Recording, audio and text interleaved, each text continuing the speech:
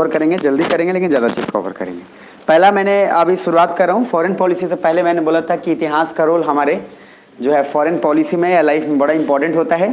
तो page number आपका था उस समय कौन 59 था समथिंग ना, 58। तो उसमें पास्ट का इंपॉर्टेंस बताया था मैंने कि इंपॉर्टेंस ऑफ पास्ट क्या है, और मैंने बोला भी था कि जो हमारे IAS ऑफिसर होते हैं तो उनको 1 साल तक सिर्फ कंट्री के बारे में ही पढ़ना होता है ताकि पता तो चले कि इनका पास्ट क्या था, ठीक है ना। कोई आए थे और आके उसके बाद ऐसा अच्छा मतलब आने के बाद जाने वाला ना, क्योंकि जाने वालों को ऐसे कोई रोक नहीं सकता, बट फिर भी मतलब पूछ लिया हूँ मैं नहीं चाहिए। तो सबसे फर्स्ट कि सर पास्ट हिस्ट्री, जैसे कि चाइना के लिए और कंट्री को जानना है तो उसके इतिहास हम लोग जान सकते हैं, कोई दिक्कत नहीं है। पेज नंबर 59 पे तो रामायण का केस स्टडी था, जिसमें रामायण का क्या रोल है इंडियन फॉरेन पॉलिसी में, और हनुमान जी क्या बने थे, फर्स्ट डिप्लोमेट्स। तो India first diplomats Hanuman ji बने थे। डिप्लोमेट क्यों बने थे आपको पता है। अब उसके आगे नेक्स्ट पेज पे आएंगे 60 पे आएंगे तो वही Ramayana and Indian foreign policy का ही बात है जो आपको वहाँ बताया हुआ है। और उसके बाद मैंने कैरेक्टरिस्टिक्स बताया था कि क्या कैरेक्टर होता है एक डिप्लोमेट में, क्या होना चाहिए, जो नीति सार ऑफ कमांडकी के अकॉर्डिंग है। तो पहला उसका आपको कैरेक्टरिस्टिक्स पांचों पता है। अब पेज 61 पे आएंगे और यहाँ से कौटिल्य का अर्थशास्त्र। तो कौटिल्य का अर्थशास्त्र का पूरा देखो यही फर्क होता है सेंटेंस लिखने में और टेबल बनाने में।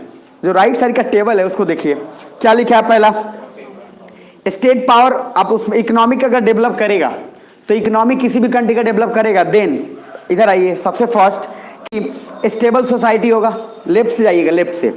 तो इकोनॉमी अगर अच्छा होगा, देखो अब कोई मैंने बोला था ना, घर में कोई ऐसा आदमी जो नहीं कमा रहा है वो उलूल जुलूल हरकतें करेगा, लेकिन वही आदमी जब कमाना स्टार्ट कर देता है तो बड़ा अच्छे से पेश आता है और आपको फिर रियलाइज होता है कि यार ये गजब मतलब बदलाव हो गया इसमें। तो पैसे का जो रोल है कमाने का और सब कुछ, तो इकोनॉमी आपके लाइफ में तो बहुत ज़्यादा हेल्प करता है। तो इकोनॉमी जब बढ़ेगा तो दो चीज़ होंगी। पहला बात सोसाइटी क्या होगा, स्टेबल सोसाइटी। फिर आगे देखो नो इम्पैक्ट एडवर्सरीज। सर जब समाज आपका स्टेबल होगा तो बाहर का भी कोई हस्तक्षेप होना नहीं पाएगा, मतलब बाहरी कोई चाहेगा भी तो नहीं कर पाएगा। मैंने क्या बोला कि जब किसी एक तमगे को या किसी एक को भी अगर बुरा कुछ भी लगेगा या इक्वल डिस्ट्रीब्यूशन नहीं होगा तभी तो कोई एक कम्युनिटी प्रताड़ित है तो सब तक असर पड़ेगा, लेकिन अगर स्टेबल सोसाइटी है तो कोई तकलीफ नहीं है। नेक्स्ट उसके बाद है हैप्पियर पॉपुलेशन। तो सर स्टेबल सोसाइटी है तो जाहिर सी बात है बाहर के लोग का हस्तक्षेप जितना नहीं है खुशी उतना आपको है। फोर्थ पॉइंट सुन पा रहे हो, जो सा बोलना है या सुनो। उसके बाद हैप्पियर पॉपुलेशन के बाद है मिलिट्री पावर राइजेस। अब सर आपका इकोनॉमी भी अच्छा होगा तो मिलिट्री पावर भी राइज करेगा। एक कमाल की भी बात बताता हूं। और दूसरा है स्टेट पावर इन राइजेस। अगर आप इसी चीज को राइट साइड से भी जाओगे ना तब वो एकदम सब मिल जाएगा सेम। जो मैं लेफ्ट से गया हूं सेम अगर राइट से भी आप जाओगे तो आपको ज्यादा उसमें डिस्टर्बेंस नहीं होगा। मतलब economy power increases then military power increases, या फिर स्टेट पावर कंट्री का पावर भी क्या होगा इंक्रीज होगा। Then again happier population, then again देखो सोसाइटी क्या उससे पहले no impact by adversaries, and then society क्या होगा स्टेबल होगा। तो आप लेफ्ट से जाओ चाहे राइट से जाओ तो सारा का सारा फोकस किस पे आ रहा है, इकोनॉमी पे। तो अगर इकोनॉमी अगर आपका ठीक ठाक हो जाता है तो घर की स्थिति अगर हो है बेहतर हो जाती है तो सर इंसान का कैरेक्टर भी जो है लगभग ठीक ठाक हो जाता है और कम से कम घर में शांति तो रहती है। इसलिए जिस घर में ज्वाइंट फैमिली हो तो ज्वाइंट फैमिली का चलने का एक ही कारण है, और मैं बहुत पहले बोला था, मतलब मैं पहले डायरी में भी लिखा हूं इनफैक्ट कि सर ज्वाइंट फैमिली का तभी चल सकता है जब अगर 3 भाई हैं घर में या 4 भाई, चारों भाई अगर कमा रहा है ज्वाइंट फैमिली स्मूथली चलेगा। अगर 4 में से एक भाई भी नहीं कमा रहा है ना ज्वाइंट फैमिली नहीं चल पाएगा। इसीलिए जितना ज्यादा अगर इकोनॉमिकली आप ठीक ठाक हैं तो आप सर आपका फैमिली आपका, जैसे मुकेश अंबानी है, मुकेश अंबानी के लिए बहुत इजी है और ज्वाइंट फैमिली आराम से चला सकता है। वो अलग बात है, नहीं रहता उसकी मर्जी है, वो अलग बात है, लेकिन वो चाहे तो सर नाना पढ़नाना सबको रख लेगा, बाकी नहीं रहते उनका तो अपना आइडियाज़ का लड़ाई है। आइडियाज़ का लड़ाई तो हर जगह होता ही है, बट उसके लिए ज्वाइंट फैमिली चलाना ईजी है। और सर एक ऐसा आदमी जहाँ पे 4 भाई में से अगर चारों भाई अगर 20-20 हज़ार भी कमा रहा है, 10-10 हज़ार भी कमा रहा है तो यकीन मानिए वो ज्वाइंट फैमिली स्मूथली चल जाएगा। लेकिन जहाँ एक भाई बैठा घर पे वहाँ समझिएगा सत्यानाश होना है, और होने का मतलब सबसे पहला रीजन है कि उसका नहीं कमाना, इसीलिए दिमाग रखिएगा। तो पहला बात कि कौटिल्य का अर्थशास्त्र के अकॉर्डिंग पहला क्या सीखे थे सबसे फास्ट कि सर इकोनॉमी पे फोकस करना है। तो इकोनॉमी पे किसी भी किंग को फोकस करना चाहिए तो ऑटोमेटिक उसका क्या है मिलिट्री पावर पे फोकस आएगा। थर्ड पॉइंट इसमें बोला था इंडिया का फोकस इकोनॉमी पे ज्यादा था, लेकिन ऐसा नहीं कि मिलिट्री को हमने कंप्लीट छोड़ दिया। जरा नीचे आइए, wealth creation should be equitable. मैंने बोला था कि सबसे पहला कैपिटलिस्ट कौन था, चाणक्य, लेकिन कैपिटलिस्ट होने के बावजूद एक दूसरे टाइप का कैपिटलिस्ट, ठीक है। तो कैपिटलिस्ट पूंजीवाद तो, लेकिन क्या बोल रहे इक्विटेबल सोसाइटी में डिवाइड होना चाहिए। प्रॉफिट कमाओ रिसोर्सेज को कबाड़ा बनाओ, लेकिन जो आए उसमें बराबर भागों में बांट दो। अब जरा नीचे आइएगा और समझिएगा, पेज नंबर 62 से अपन कंटिन्यू करेंगे। 61 पे राइट साइड वाला एक बार मैं पढ़ देता हूं, वो थोड़ा इंपॉर्टेंट है, देख लेना क्या है। इतना इधर समझाएं, उधर देखो क्या लिखा है। Arthashastra has devoted to 2 chapters on foreign policy. First, Kautilya also asserts that key driver of the foreign policy should be economic power. The economic power is not only the foundation of military power but international power. तो जाहिर सी बात है कि अगर economic power आपका ठीक होगा तो सर आपका कंट्री में क्या है, आपका कंट्री का स्टेटस, जो स्टेटस है आपका, वो स्टेचर वो भी बढ़ेगा, और इनफैक्ट पूरे वर्ल्ड में सर आप होने जाएंगे। तो दो बातों को ध्यान में रखना है। अब जरा पेज नंबर 62 पे आएंगे। इंडिया इन अफगानिस्तान, ये आपको बता चुका हूं। अब सीधा आप जाएंगे कहां, 66 पे। अब वहां से जीवन का आनंद लेंगे और फॉरेन पॉलिसी वहां से शुरुआत होगा। मिल पा रहा होगा? अच्छा, करा दिया हूं, हेरात कंधार और मेडिकल डिप्लोमेसी इन अफगानिस्तान वाला है ना, करा दिया हूं ये। तो पेज 66 पे आएंगे ना तो बहुत प्यारा चीज मिलेगा सर, और एकदम फेवरेट चीज है ये, आपका टाइम बचाएगा पूरा। ठीक है, तो पहला है Nehruvian foreign policy approach and non alignment strategy. तो अब अपन ऐसे दो काम करेंगे, देखिएगा। एक है सर फॉरेन पॉलिसी, विदेश नीति, और दूसरा है neighbourhood policy. Neighbourhood policy, brotherhood नहीं है, नेबरहुड है ये, सुना ध्यान से।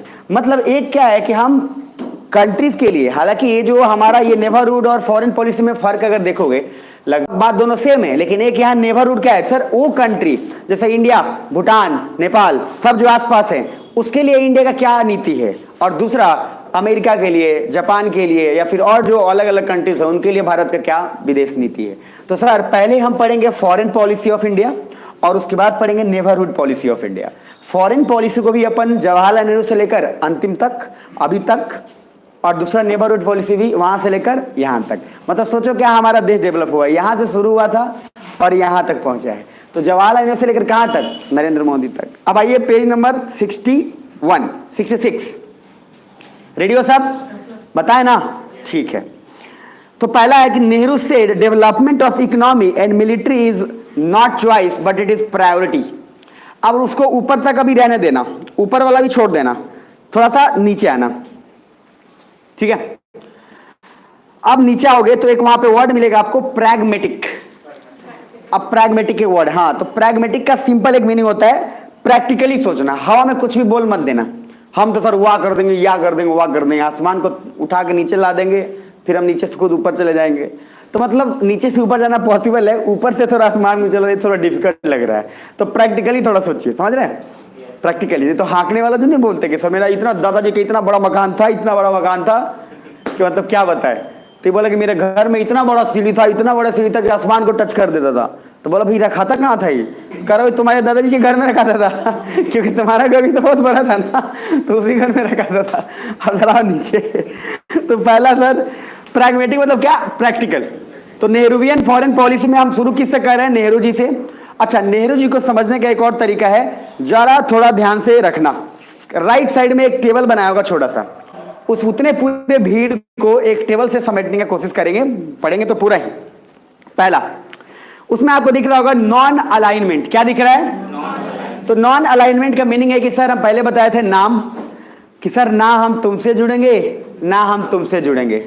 मतलब हमारा जो आइडियाज है, हम जो है वो हमारा खुद का एक आइडिया, हमारा खुद का एक विजन है, हम उस चीज को करेंगे।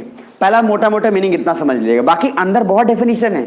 आपको ये पता चलेगा कि सर मैंने बोला भी था कि जो नेहरू जी का पॉलिसी था, सेम पॉलिसी आज ये फॉलो कर रहे हैं। इसमें कोई बस बोला ना, बोतल अलग है बाकी वाइन जो है सेम है। नीचे आइए, पहला नाम पढ़ देते एक बार। तो प्रैग्मेटिक में है अचीवेबल टारगेट, मतलब अचीवेबल टारगेट प्रैक्टिकली जो पॉसिबल हो, ऐसा ना कि हाँक दें इतना कि सर 2030 तक जो है ये कर देंगे वह कर देंगे। तो Nehru said we will engage with US. अच्छा, कमाल की बात, कोल्ड वॉर चल रहा है, दोनों खींचने की कोशिश कर रहे हैं, रसिया और कौन, अमेरिका। अब रसिया और अमेरिका दोनों खींच रहे हैं, अब दोनों अपने तरफ खींच रहा है। सर इंडिया क्या बोल रहा है, we will engage with US, we will engage with USSR. But ये जो बट जब शब्द आता है ना, बड़ा डेंजर होता है। ये सर समझ लो, बट जब आया, आप समझ लो कि इस बट में कुछ ना कुछ तो है। अब जरा नीचे आना, ध्यान से देखना। तो पहला बोला कि we will we will not upset US and we will not upset USSR. अच्छा ये बोला कि भाई तुम दोनों से जुड़ोगे, ये बताओ तुम कौन सा तरीका लाए हो कि तुम इसको भी जुड़ोगे तुम उससे भी जुड़ोगे। तुम क्या बोल रहे हो, ना हम तुमको उदास करेंगे ना तुमको उदास करेंगे, हम दोनों से जुड़ेंगे। अच्छा बोला कि ये तुम्हारा नॉन अलाइनमेंट क्या क्या लाए हो तुम, ये क्या है ये तुम्हारा। तो बोला कि बस देखो जुड़ेंगे तुमसे भी जुड़ेंगे, लेकिन उदास तुमको भी नहीं देंगे उदास तुमको भी नहीं देंगे। तो ये चल क्या रहा है भाई, किसी एक से जुड़ो, इसमें क्या चक्कर लगा रहे हैं। बोला कि नहीं नहीं नहीं नहीं ऐसा नहीं होगा। अच्छा नीचे आने एक अच्छा जवाब मिलेगा आपको उसमें। पहला है हमारा राष्ट्र का भलाई जिसमें होगा हम उसी से जुड़ेंगे।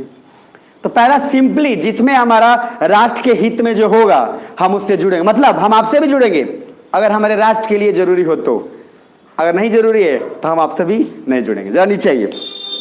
और सर राष्ट्र का भलाई हो और जो उसमें मदद करे उससे इंडिया इंगेज करेगा, और इसमें कोई कुछ गलत भी नहीं है क्योंकि यूएस एंड यूएसएसआर तुम लोग दूसरे को लड़ाते रहते हो अपने फायदे के लिए, गलत तुम हो हम नहीं। तो इंडिया का स्टेटमेंट सीधा था ना नॉर्मली, भाई देख तुम लोग यार अपने फायदे के लिए दूसरे को लड़ाते रहते हो, अपन नहीं करते हो काम, तो मेरे जो हित में होगा हम उससे जुड़ेंगे, नहीं जो हित में होगा नहीं। और तुम मेरे बारे में सोच रहे हो देश के भलाई के बारे में, ठीक है, नहीं तो सर हैप्पी बर्थडे। अब जरा नीचे आना। अब देखो क्या बोला, India said our national interest is people welfare. अच्छा ये बात पूछा भी गया था कि तुम्हारा नेशनल इंटरेस्ट क्या है ये बताओ। जैसे कि अब आप नियम है, जैसे आधार कार्ड में नियम आ गया, मान लो पहले नियम है नॉर्मली, तो नियम में बोला गया कि देखो भैया हर किसी को पैसा जाएगा जिसका अकाउंट है, डायरेक्ट बेनिफिशियरी ट्रांसफर होगा, और अकाउंट हर किसी का होगा जिसका आधार कार्ड बना है। अब जिसको पैसा नहीं मिल रहा है उसको जरूरी नहीं है कि वो पैन कार्ड बनवाए, बोला गया कि जिसको जरूरी नहीं है कोई बात नहीं पैन कार्ड मत बनवाइए, लेकिन अगर आपको अकाउंट खुलवाने जाना है बैंक में तो बोलेगा आधार कार्ड चाहिए, और आधार कार्ड चाहिए तो उसके बाद बोला क्या कि सर साथ साथ पैन नंबर चाहिए। लेकिन वहां ये भी नहीं बोला कि ठीक है आधार मत दो तुम पैन कार्ड दे दो, लेकिन पैन कार्ड लिंक होना चाहिए किससे, आधार कार्ड से। तो बात जो है घुमा फिरा के लेके ये पहुंचा दिया।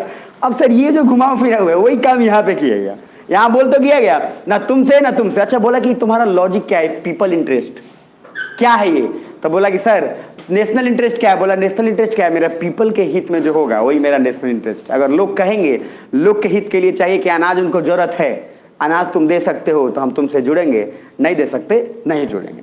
अब सर एक नॉर्मल एक मोटा मोटा, अब जरा नीचे आओ। फिर बोला क्या यूएसए वहां पे, so India said our national interest is people welfare not capitalism, so India has power to take its own decision. और इंडिया बोला सर गलती और सही की बात ही नहीं है, तुम लोग अगर सही रहते तो हरामखोरी ना तो वर्ल्ड वॉर होता नहीं कुछ होता, तो बेसिकली गलत आप लोग हैं, गलत अपन नहीं है। नीचे आइए।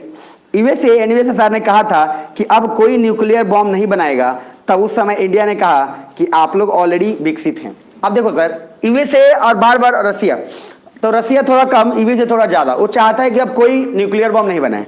और मैंने आपको वर्ल्ड वॉर 1 पढ़ाया तो उस समय क्या बोला था, उस सबको सर शेयरिंग कर दिया था, ये लो ये लो ये लो, सीक्रेट शेयर कर देंगे कि सर देश में पूरे वर्ल्ड में क्या हो जाए, शांति आ जाए। अच्छा ये न्यूक्लियर बम कहता है इंडिया को नहीं बनाओगे, और इंडिया को काफी दिक्कत भी दिया गया है, काफी दिक्कत दिया गया है, पढ़ाऊंगा वहां पे भी।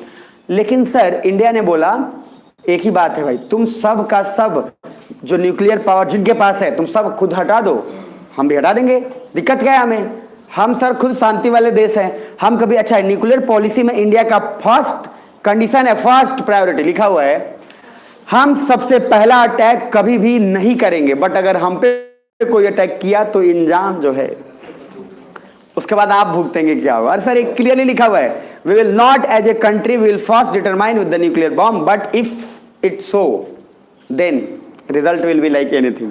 उसके बाद आप ही जानिए कि आपका इंतजाम क्या क्या होगा। नीचे आइए। तो यूएसए ने कहा था कि अब कोई न्यूक्लियर बॉम्ब नहीं बनाएगा, तब उस समय इंडिया ने कहा कि आप लोग ऑलरेडी विकसित हैं, या हम लोग क्या घर अभी हम लोग अभी विकास की ओर बढ़ रहे हैं, देन हमारे पड़ोसी भी अनस्टेबल हैं। अब सर एक और भी चीज है, हम पॉल्यूशन एंड कार्बन एमिशन पे कंट्रोल को क्या करें, विकसित है तो जब हम विकसित की जाएंगे तो कंट्रोल करेंगे, ये बात बताएंगे। तो सर अमेरिका और रसिया तो बोल देता है कि तुम ये कंट्रोल करो, तुम कार्बन एमिशन कंट्रोल करो, ये करो। अच्छा टारगेट दे दिया, इसमें चाइना ने बड़ा भरपूर साथ दिया इंडिया का। जैसे अमेरिका उधर से बोला 2030 तक कार्बन एमिशन मशीन होना चाहिए, कार्बोमीटर ये वो फला खूब बोल लिया। अच्छा चाइना उधर से बोलता है तुम लोग खुद अपने आप को विकसित कर लियो, और हम लोग पे ये आता है ये कि ये करो ये करो।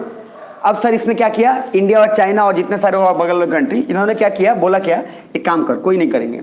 जैसे मान लो बोला 15%, अब चाइना इसमें आया, बोला कोई नहीं करेंगे 15% बोला, कि 15% मान लो, इतना परसेंट एमिशन ही होना चाहिए, इससे ज्यादा नहीं, एग्जाम्पल बता रहा हूं। अब आपने क्या किया, 15 बोला था, अब सर बोला था कि 15 रहना ही चाहिए, 15 से ज्यादा मान लो नहीं बढ़ना चाहिए।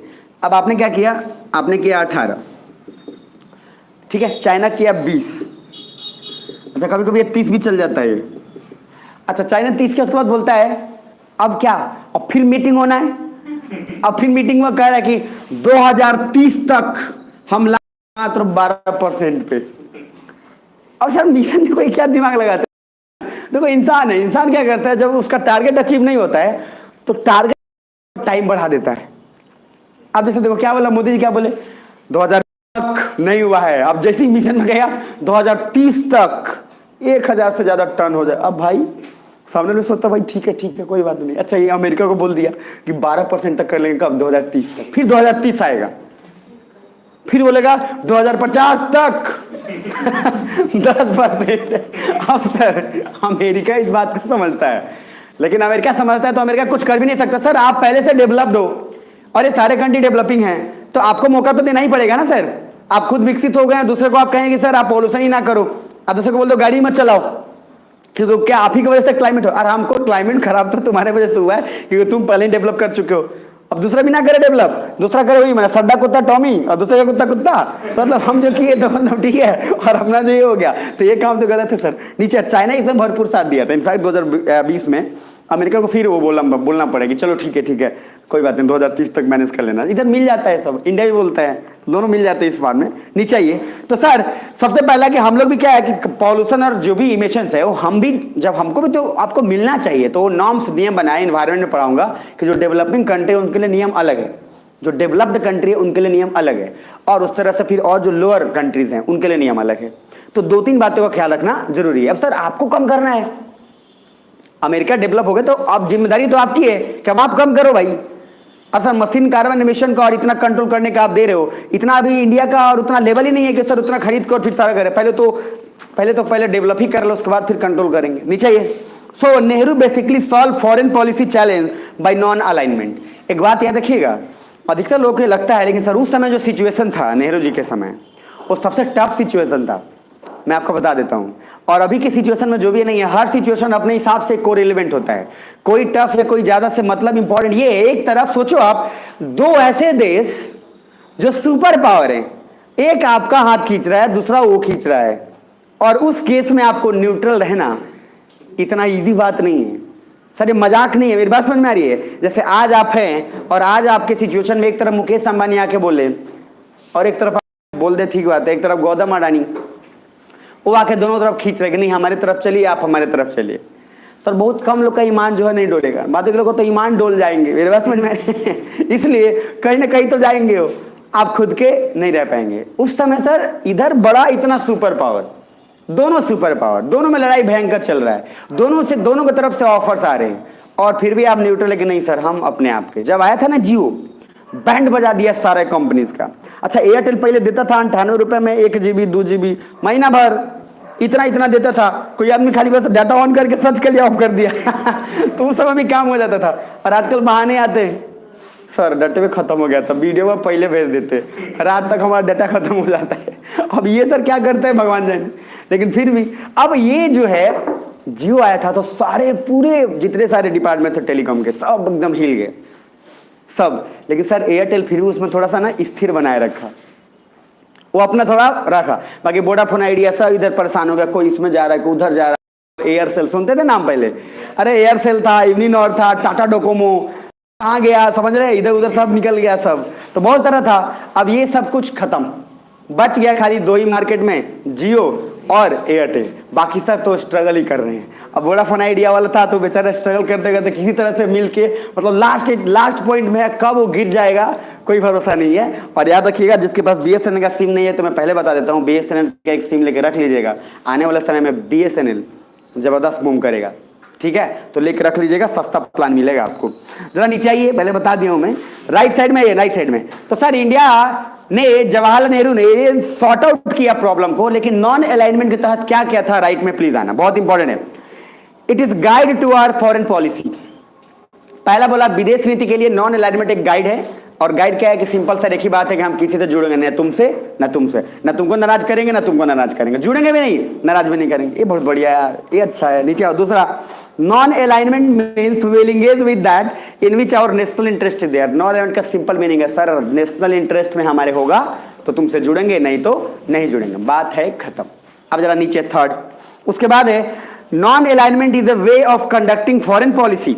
तो नॉन अलाइनमेंट क्या है? फॉरेन पॉलिसी को कंडक्ट करने का एक तरीका है जिसमें आपने क्या बोला, हम किसी से जुड़ेंगे नहीं लेकिन किसी को उदास भी नहीं करेंगे। नीचे, non alignment was never position to create a three polar world, its only a way of conducting our foreign policy. और सुनना, अमेरिका को लग रहा था और रशिया को भी कि सर इंडिया अब एक नया लेके आ रहा है, जैसे कैपिटलिज्म अमेरिका और इधर कौन कम्युनलिज्म, मतलब कम्युनलिज्म छोड़ दो, कम्युनिस्ट कौन रसिया और उधर क्या कैपिटलिस्ट। उन लोगों को लग रहा था इंडिया कुछ नया लेके आ रहा है, बाबा राम छोड़दास कुछ नया लेके आ रहे हैं। अच्छा, इंडिया जब नहीं जुड़ रहा था उन लोग को यही लग रहा था कि इस दुनिया में दो ही हो सकता है, कौन कौन, कैपिटलिस्ट और कम्युनिस्ट। लेकिन सर इंडिया ने एक नया लाया, भाई किसी के जुड़े हुए नहीं रहना है, न तुमसे न तुमसे, हम अपने आप के हैं सनम, हम तुम्हारे नहीं, हम अपने आप के हैं सनम। अब ये हम अपने आप के जो है हमारा आइडियाज है यार, हमारे एस्पिरेशन है, हम किसी को जुड़ने की क्यों जरूरत है। पर याद रखो हमारे आइडियाज या हमारे एस्पिरेशंस कब बेहतर होते हैं, जब आप होता है। और मैंने बोला कि इल्म जितना बड़ा होगा उतना ही ज्यादा आपका डिसीजन ज्यादा होने के चांसेस है, उतना ही ज्यादा आप डोमिनेट करना चाहोगे, डोमिनेट इन द सेंस ऊपर आना चाहोगे। तो सर इंडिया के पास सर कॉन्स्टिट्यूशन मेकर से लेकर हर कोई इतना नॉलेजेबल था कि वो चाह रहा था ए पॉकेट में रखो तुम अपना कैपिटलिस्ट और कम्युनिस्ट, हम अपना लेके आएंगे। कमाल की बात है कि इंडिया सभी के पास गया और पीछे का जितना पड़ा है सब आएगा यहाँ पे पूरा का पूरा। अब इंडिया जवाहरलाल नेहरू सबके पास गए, ट्रेन से भी गए, फ्लाइट से भी गए, पैदल भी गए, चप्पल पहन के गए, सब तरीके से गए और जाकर बोले दो चीज कि सर सुनो तुम किसी के नहीं रहो, नाम तो नॉन अलाइंड मूवमेंट। तो पहला तो हमारा स्ट्रैटेजी था नॉन अलाइंड, लेकिन ये इतना पॉपुलर हो गया आसपास के लोगों कि किसी से जुड़ना नहीं है कि एक मूवमेंट हो गया, इसलिए उसको बोलने लगे नॉन अलाइंड मूवमेंट। तो हमारा तो याद रखिएगा जवाहरलाल नेहरू का नाम लिखिएगा तो उसमें आप यूज कर सकते हैं, कोई दिक्कत नहीं है, नॉन अलाइंड मूवमेंट, बट कोशिश करिएगा कि नॉन अलाइंड ही लिखें। जब नॉन अलाइंड सारे लोगों में और पॉपुलर होने लगा, सभी लोगों को लगा कि नहीं यार किसी से जुड़ना ठीक नहीं है, हम सही बात बोल रहा है इंडिया। सर इसी की वजह से हमने क्या किया, भूटान के साथ भी जब हम जुड़े तब भूटान के साथ देखिए कितना फ्रेंडली जुड़ा, हमने फ्रेंडली क्या बहुत ज्यादा फ्रेंडली जुड़ा, ताकि और लोगों के लिए भी एग्जाम्पल सेट हो सके कि देख भाई हम तुम्हारे को ना तो गुलाम बनाने आए हैं ना तुमसे प्रॉफिट कमाने आए हैं, हम बस तुम्हारा यही भला चाहते हैं कि तुम उससे और उससे ना जुड़ो, तुम खुद के रहो, बात खत्म। सुन पा रहे हैं? नीचे आइए नीचे। So non alignment never position to create a three polar world. तो सर ये बोला गया कि नॉन अलाइंड ऐसा नहीं है कि नया तीसरा, पहले था क्या बाइपोलर, एक तरफ हो रसिया एक तरफ कौन ये, और बाइपोलर के आइडियाज पे चल रहे थे। इंडिया इसलिए नहीं आ रहा था कि थ्री पोलर हो जाए, फिर बात समझ में, तीसरा पोलर मतलब इसका कुछ अपना नया आ जाए, बट नहीं, उससे क्या बोला आप खुद के रहिए। ये तो कोई बात ही नहीं है सर, ये बहुत बड़ा स्पिरिचुअल बात है, बहुत नॉलेजेबल आदमी ही बोलता है कि अपने आप के ही रहो। नीचे आइए next. Sir non alignment promoted world peace because we stay away from power politics and we never impose our ideas on any country. तो सर नॉन अलाइनमेंट, अच्छा इधर देखो यार, कंट्री भी परेशान हो चुका था इन लोग से। आप देखो सर रसिया एक तरफ घसीट के उधर बर्बाद कर रहा है, एक तरफ अमेरिका, सारे कंट्री परेशान हो गए। तो इंडिया क्या बोल रहा है, हमसे जुड़ना ही नहीं है तुमको भाई, तुम खुद के रहो ना, तुम हमसे काहे जुड़ रहे हो, तुम कोई जुड़ने की जरूरत नहीं है, सबको अच्छा लगे इसलिए क्योंकि सर सब तो अभी प्रेशर में जी रहे हैं ना, एक तरफ रसिया का नहीं तो किसका, यूएसए का। अब एक ऐसा कंट्री आ रहा है जो बोल रहा है कि किसी से मत जुड़ो, ना मेरे से भी नहीं जुड़ने की जरूरत है, तुम खुद के रहो। अच्छा लगा सर, पॉपुलर हो गया। अब जरा नीचे आइए। नेहरूवियन फॉरेन पॉलिसी में है non alignment was India's answer to. अब यही क्वेश्चन घुमा घुमा के बार बार पूछेगा कि कोल्ड वार को कैसे कोल्ड वार कैसे हैंडल किया गया, मतलब कि उस समय के फॉरेन पॉलिसी को कैसे हैंडल किया गया। सर नॉन अलाइंड मूवमेंट दिमाग में रखना है, और नॉन अलाइंड क्या है, तो सर इट्स ए मूवमेंट नहीं तो आप ये बोलेंगे non aligned is a feature जिसमें कि सर पीपल के इंटरेस्ट में जो होगा हम वही काम करेंगे, उसी से जुड़ेंगे, अदरवाइज एंगेज किसी से नहीं करेंगे। नीचे आइए तीसरा। तो non alignment was India's answer to cold war, the focus was on having healthy engagement with all based on national interest under non alignment.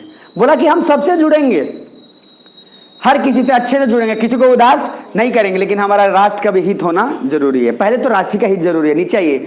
India retain the power to take decision based on autonomy and national interest and उसके बाद है contributed to world peace by staying away from the arms race yet challenge the core fundamental of bipolar world. Thus non-alignment acted as a global stabilizer and reflected India's latent leadership ambition. इसका meaning समझिए। पहली बात, जब भी कभी आप किसी एक से जुड़ेंगे और कोई कंट्री, पहले सुन लो ध्यान से, सब सुन पा रहे हो? जब भी कोई कंट्री अगर किसी दूसरे कंट्री को अपने तरफ खींच रहा है तो जाहिर सी बात है कि सर वो पावरफुल होना चाहता है, इसमें दो राय नहीं। तो फिर उधर भी कोई दूसरा खींचेगा, इसमें क्या होगा? पूरा अफरा तफरी मचेगा। अफरा तफरी मचेगा तो सर स्टेबिलिटी का तो कोई सवाल ही उठता नहीं। एक कंट्री ने क्या बोला, तुमको ना उससे जुड़ना है ना इससे, तुम अपने रहो चुपचाप। एक तो स्टेबिलिटी प्रमोट हुआ, स्टेबिलिटी हुआ कि भाई आप खुद के हैं, आपको किसी से जुड़ने की जरूरत नहीं है। दूसरा ये भी बोला कि सर ये न्यूक्लियर रेस जो है कि सब लगे हुए हैं, हमको भी न्यूक्लियर परमाणु बम का परीक्षण करना है। ये किसका देन है? अमेरिका। अच्छा, अमेरिका और इधर सबका देन हो गया। एक रेस हुआ, उसने क्या किया? सीक्रेट बोल रहा, शांति के लिए सीक्रेट शेयर कर देंगे। अब सभी देशों में सर ये गजब का मच गया। तो इंडिया क्या बोला? न्यूक्लियर रेस से भाई बाहर रहो, क्योंकि आज भी इंडिया का पॉलिसी है कि हम न्यूक्लियर रेस और उस सब पे बिलीव नहीं करते हैं, हम ग्लोबल पीस पे बिलीव करते हैं। लेकिन जब कोई आंख उठाकर अगर देखेगा बार बार, तो सर हमारे लिए तो मजबूरी है ना, हम मजबूरी में बना रहे हैं, हमारा कोई शौक नहीं है। और हमारा कंट्री का इतिहास ऐसा है कि सर वही बात है, समझ ना, राम जी वाला, बहुत बर्दाश्त करते हैं तुमको सनम। अब बहुत बर्दाश्त करते हैं, जब नहीं बर्दाश्त होता है तो चाकू मारते हैं उसके बाद। तो पहले तो बर्दाश्त ही करेंगे अपन। और इंडिया का सर हमेशा से मतलब फिलॉसफी रहा एक ही चीज, global. Same statement Modi ji बोलते रहते हैं, सेम स्टेटमेंट पूरा 9 लाइन के फ्यूचर मोदी जी बोलते रहते हैं। हम तो विश्व की शांति चाहते हैं, पर ये कुछ लोग जो है ये जो कुछ लोग बोले ना, कुछ लोग में बहुत कुछ हो जाता है। अब कुछ लोग में इतने सारे आ जाते हैं, सब वही किसको बोल रहा है। अब सर अपने आप को भी सोच लेता है। कुछ लोग जो है वो सर विस्तारवाद और इन सब पे बिलीव करते हैं, जैसे विस्तारवाद वालों को बताता चाइना की बात कर रहे हैं। अब सर उसके बाद समझ में आने लगता है कि हम लोग पूरा विश्व की शांति चाहते हैं, इसलिए विश्व योगा दिवस भी मनवाते हैं। लेकिन शांति को मतलब कम मानता नहीं है कोई। पेपर में ऊपर टॉप पे जाइएगा, सबसे non alignment and foreign policy का क्या क्या है। पहला सर सबसे फर्स्ट है कि डोंट, उसमें आपको होगा don't challenge the bipolarity but arms race को चैलेंज करो which is core fundamental of bipolarity. इधर देखो, आर्म्स रेस क्या है? हथियारों के लिए। सर अब आप देखो, जब भी कभी मारपीट या जब भी कभी रेस है कि हमको जीतना है, ये भी सर मान लो बोला 10 बंदूक है मेरे पास। सर सोचो ना, रिसोर्स का कवाड़ा क्यों हुआ था इंडस्ट्रियलाइजेशन के समय?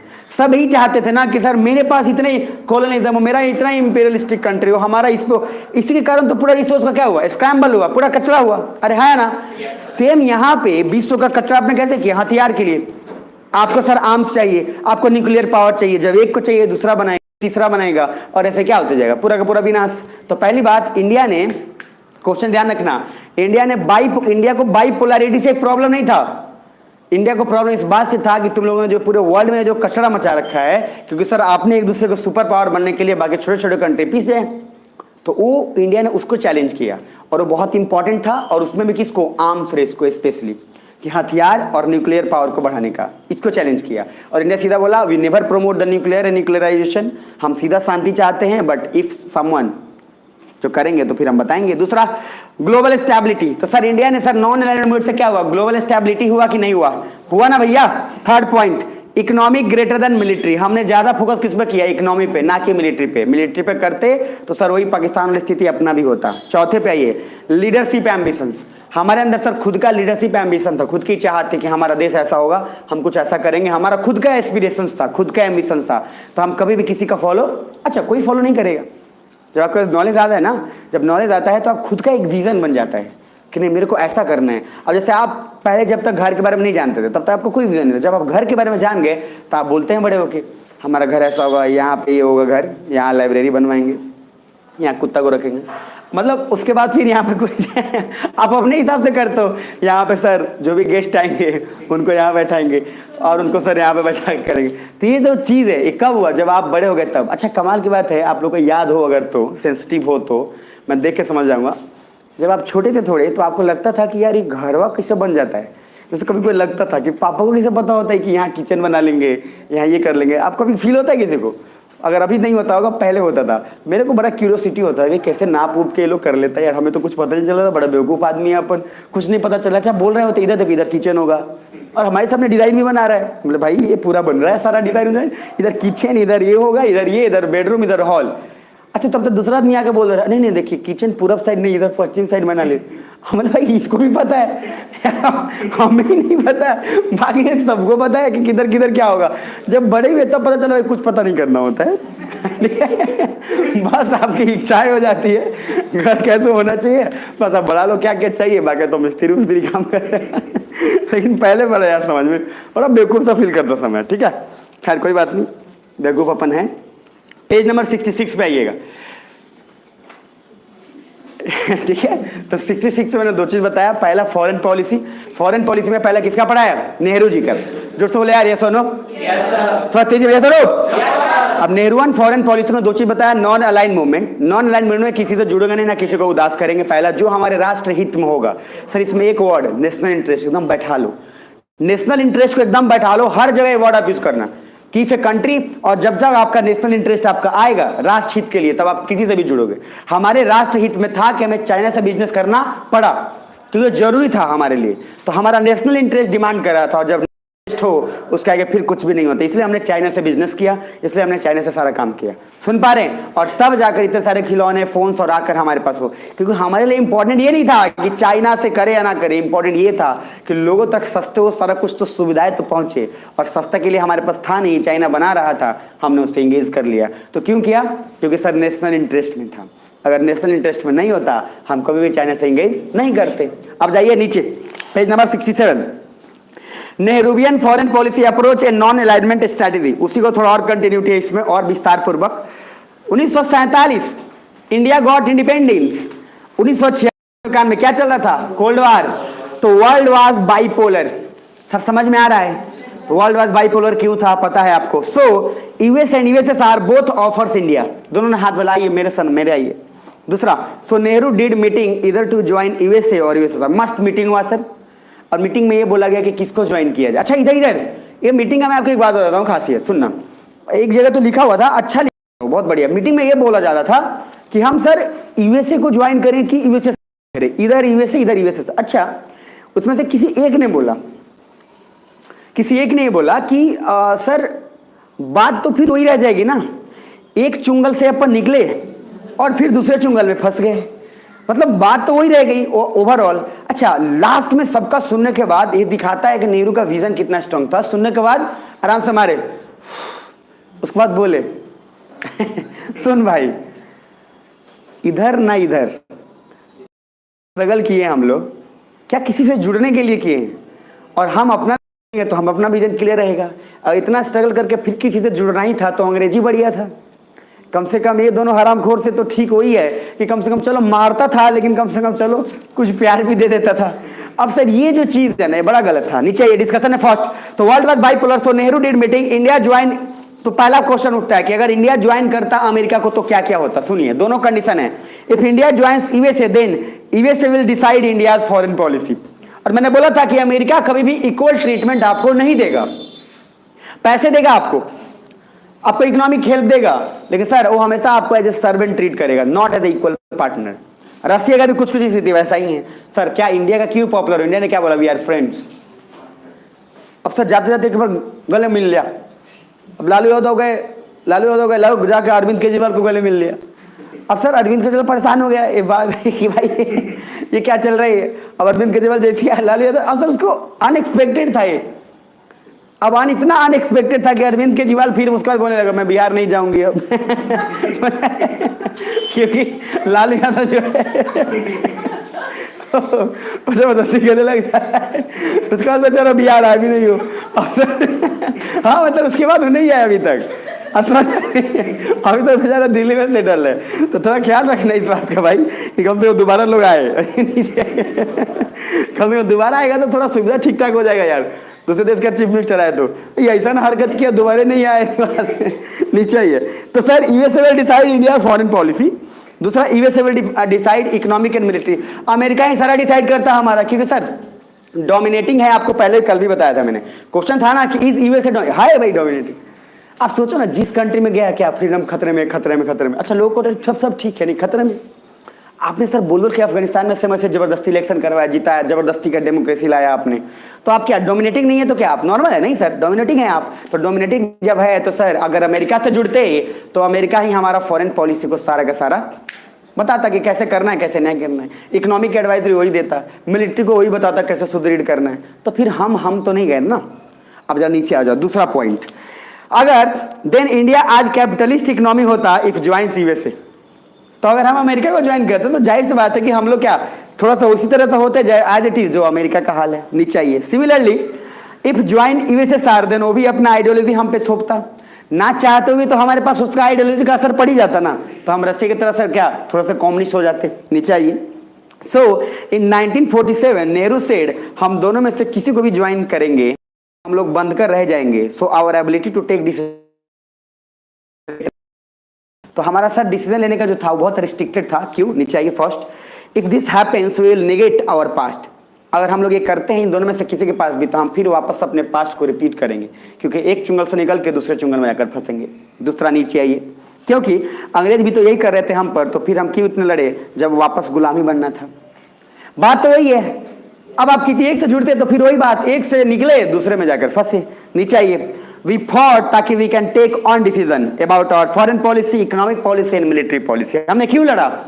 हम क्यों आजादी चाहते हैं? बिकॉज आई वांट कि मेरा डिसीजन हो, इकोनॉमिकली हम हो, पॉलिटिकली हम डिसाइड करें कि मेरा देश कैसा हो, हमारा मिलिट्री कैसा हो, हम डिसाइड करें। कोई और करेगा क्या? क्यों कोई और करेगा? तो सर दो चीजें हुई, सुन पा रहे हो सब? तो आप फॉरेन पॉलिसी में नेहरू जी का बहुत बड़ा डिसीजन था। आप सोचो ना, लोग को लगता है क्या किया, बहुत लोग बोल लेते हैं, खासकर इस जनरेशन में। जैसे दो जनरेशन अभी भी बटा हुआ है, दादाजी वाला और एक पापा वाला।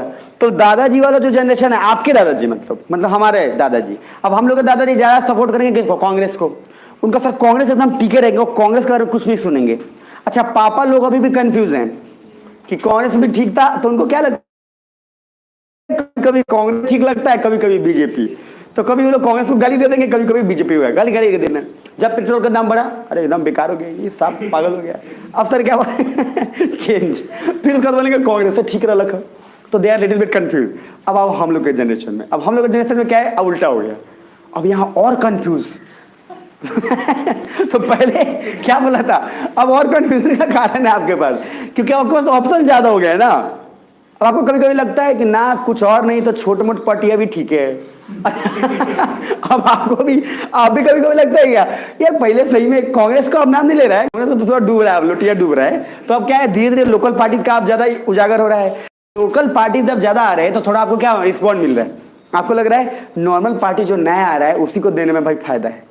अब सर अरविंद केजरीवाल एक नया पार्टी बन क्या जिता दिया, मैं हूं आम आदमी, मैं हूं। अच्छा, लोग को वो भी नहीं पता जो टोपी पहन के घूम रहा था कि मैं हूं आम आदमी क्या है, और सर पार्टी का नाम है आम आदमी पार्टी, ये घूम रहा मैं हूं आम आदमी, मैं हूं आदमी। सर गजब का रिवॉल्यूशन किया था उसने, भयंकर वाला, मतलब उस समय याद है आपको?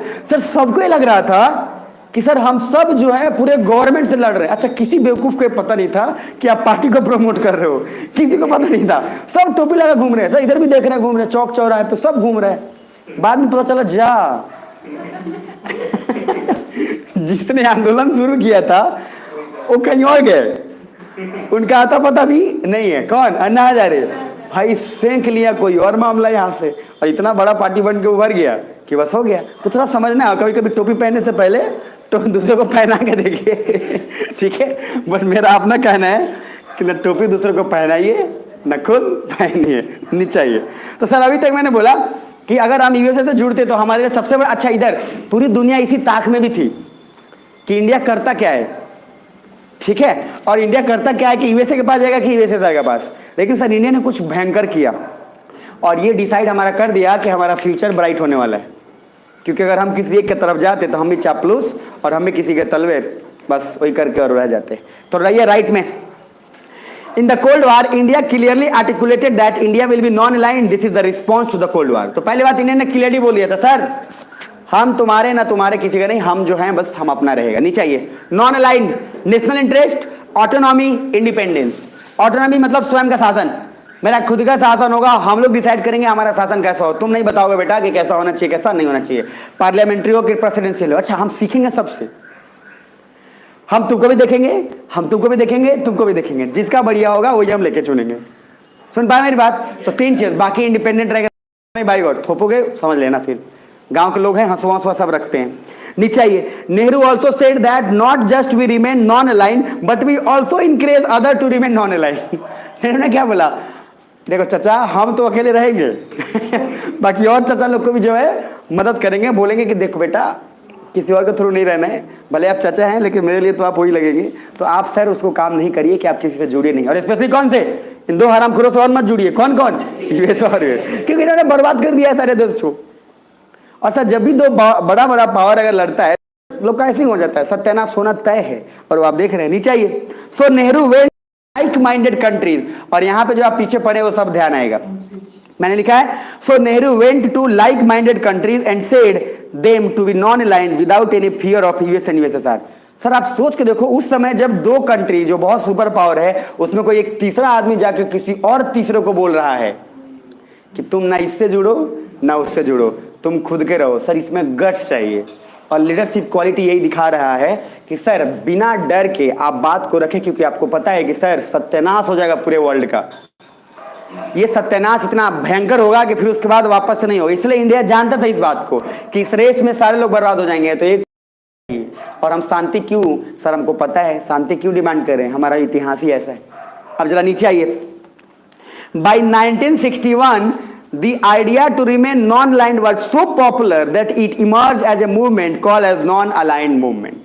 अब सर ये 1961 तक लगभग आते आते 60-61 तक इतना पॉपुलर हो गया लोगों में कि सर ये अलग ही वही बोला, मैं हूं आम आदमी, मैं हूं नॉन अलाइन्ड, मैं हूं नॉन अलाइन्ड, घूम रहे हैं। अच्छा, इसी को बोला गया था, डिफाइन उसमें बोला गया था कि नॉन अलाइन्ड जब भी आप बोलेंगे तो नॉन अलाइन्ड का आइडिया ओरिजिनेट कहां से हुआ? इंडिया से, और पॉपुलर हो गया बहुत सारे कंट्रीज में। अब बहुत सारे लाइक माइंड उस समय सर किसके पास? पाकिस्तान के पास भी गया था कि बेटा देख किसी से जुड़ मत, लेकिन पाकिस्तान हरामखोर नहीं माना। अच्छा, जिसके जिसके पास इंडिया के उसमें से बहुत लोग मान गए, आज सुखी संपन्न है।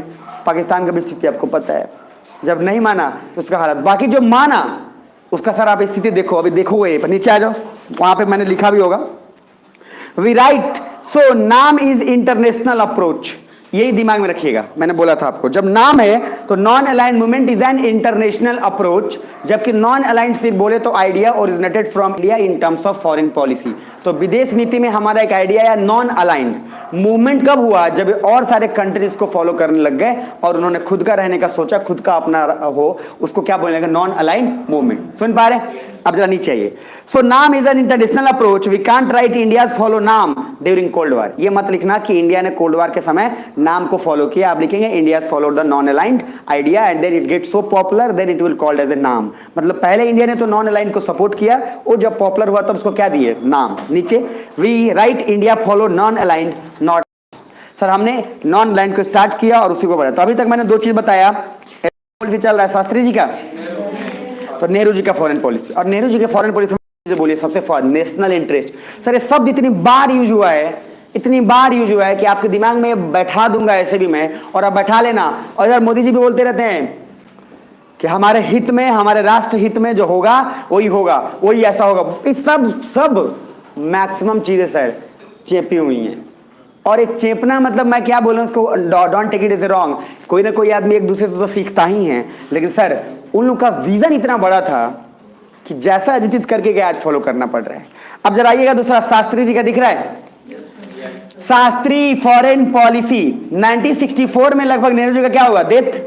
अब शास्त्री जी का पहला बात, why India stayed out of arms race. Question ये पूछा है उसी का है कि इंडिया आर्म्स रेस से बाहर क्यों रहा, मतलब सर इतना भगदड़ नहीं मचा है। पहला पॉइंट देखो जरा, India not only prioritize economy but it also promote stability of the world, and India has leadership ambition from the day one of its creation, not today or after the economical development। पहली बात sir, India का शुरू से एक vision था, इसमें कोई doubt नहीं है। जब इंडिया स्ट्रगल कर रहा था तब कि हमारा देश ऐसा होगा, हमारा ऐसा होगा, हमारा देश ऐसा होगा, हमारा ये होगा, हमारा, मतलब आपके पास देखो, मैंने बोला जब आप नॉलेज लेंगे तो बेसिकली आपके पास एक विजन आ जाएगा। आप जब नॉलेज लेते हो तो आपको आइडिया आता है कि अब ऐसा करना है, अब ऐसा करना है। बस जब तक नॉलेज नहीं रहता है तब तक आप फॉलो करेंगे। अब पापा का परा और पापा की परी, ना, पापा का पाड़ा ऐसा पापा का पाड़ा और पापा का परी। तो ये जो मतलब क्या है, जब तक आप तब तक आप हैं जब तक आपका खुद का विजन नहीं है, और जैसे ही आपको नॉलेज है आप कॉन्फ्लिक्ट शुरू हो गया। अब आपको लगने लगा कि नहीं पापा इस चीज को ऐसा नहीं कर सकते, अब इस चीज को थोड़ा ना ऐसे तरीके से भी किया जा सकता है। देखिए ना मूवी एक होगा, बहुत बढ़िया, कितने लोग देखे दंगल? ये तो देखे होंगे, बहुत पैसा कमा के आप लोग दिए थे। तो दंगल जो मूवी है, तो दंगल मूवी में क्या होता है, जब वो बाहर गई रहती है और नॉलेज लेती है, भले ही अलग चीज था लेकिन उसको सर कंफ्लिक्ट क्यों होता है, उसको लगता है कि नहीं अच्छा बात सही हो, तो मूवी में दिखाने के लिए, बाप को दिखाने के लिए वो चीज दिखाया गया ना कि नहीं मतलब ठीक है टेक्निक आ गया, तो ऐसा तो बाप की इज्जत नहीं करोगे, बाप मार बाबा ऐसा तो नहीं करोगे आप, इज्जत तो करेंगे सर आप, वो आपका फर्ज है, जो हराम को नहीं इज्जत करे वो क्या फायदा उसका करके। तो टेक्निक उसको आया, उसने बताया, बस तरीका गलत था, और वो तरीका सर उसमें दिखाया गया है। तो आपको पहली बात कि हमारा आर्म्स रेस से बाहर आना, क्योंकि सर फर्स्ट बात आप ये लिखोगे हम ग्लोबल पीस चाहते थे, पूरे विश्व में शांति। दूसरी बात हम ये चाहते थे सर कि सबसे इंपॉर्टेंट हमारा इतिहास कैसा है, हमारा इतिहास ही ऐसा है कि सर हम लड़ाई पीट पे बिलीव नहीं करेंगे। नीचे तीसरा, और उसके बाद बोला हूं कि हमारा फोकस सबसे ज्यादा किस पे था, इकोनॉमी पे कि मिलिट्री में? इकोनॉमी पे। और मैंने कल ही लिखा था इकोनॉमी हम पे बहुत ज्यादा फोकस किया, बाद में हमने मिलिट्री को इग्नोर नहीं किया है, लेकिन इकोनॉमी पे हमारा प्रायोरिटाइजेशन क्या है, ज्यादा है। नीचे आ जाओ। Today or after the economical development, so India has leadership ambition, पहले से ही था, proportional to the capability that India possesses today and we have capacity to shape international events। Sir पहली बात कि हमारे अंदर औकात है कि हम भी जो है इंटरनेशनली किसी चीज को शेप दे सकते हैं, मतलब हमारा भी बात सुन पा रहे हो। अब पहले इंडिया कुछ भी बोला, लेकिन बोला चल चुप चुप चुप चुप शांति। सर आप जब कभी पार्टी में या कहीं पे अगर फैमिली मेंबर में आप कुछ मीटिंग चल रहा है, आप भी बोलना चाह रहे हैं, मान लो, तब उधर से पापा बोलेंगे चुप रहो, अच्छा आप चुप हो गए।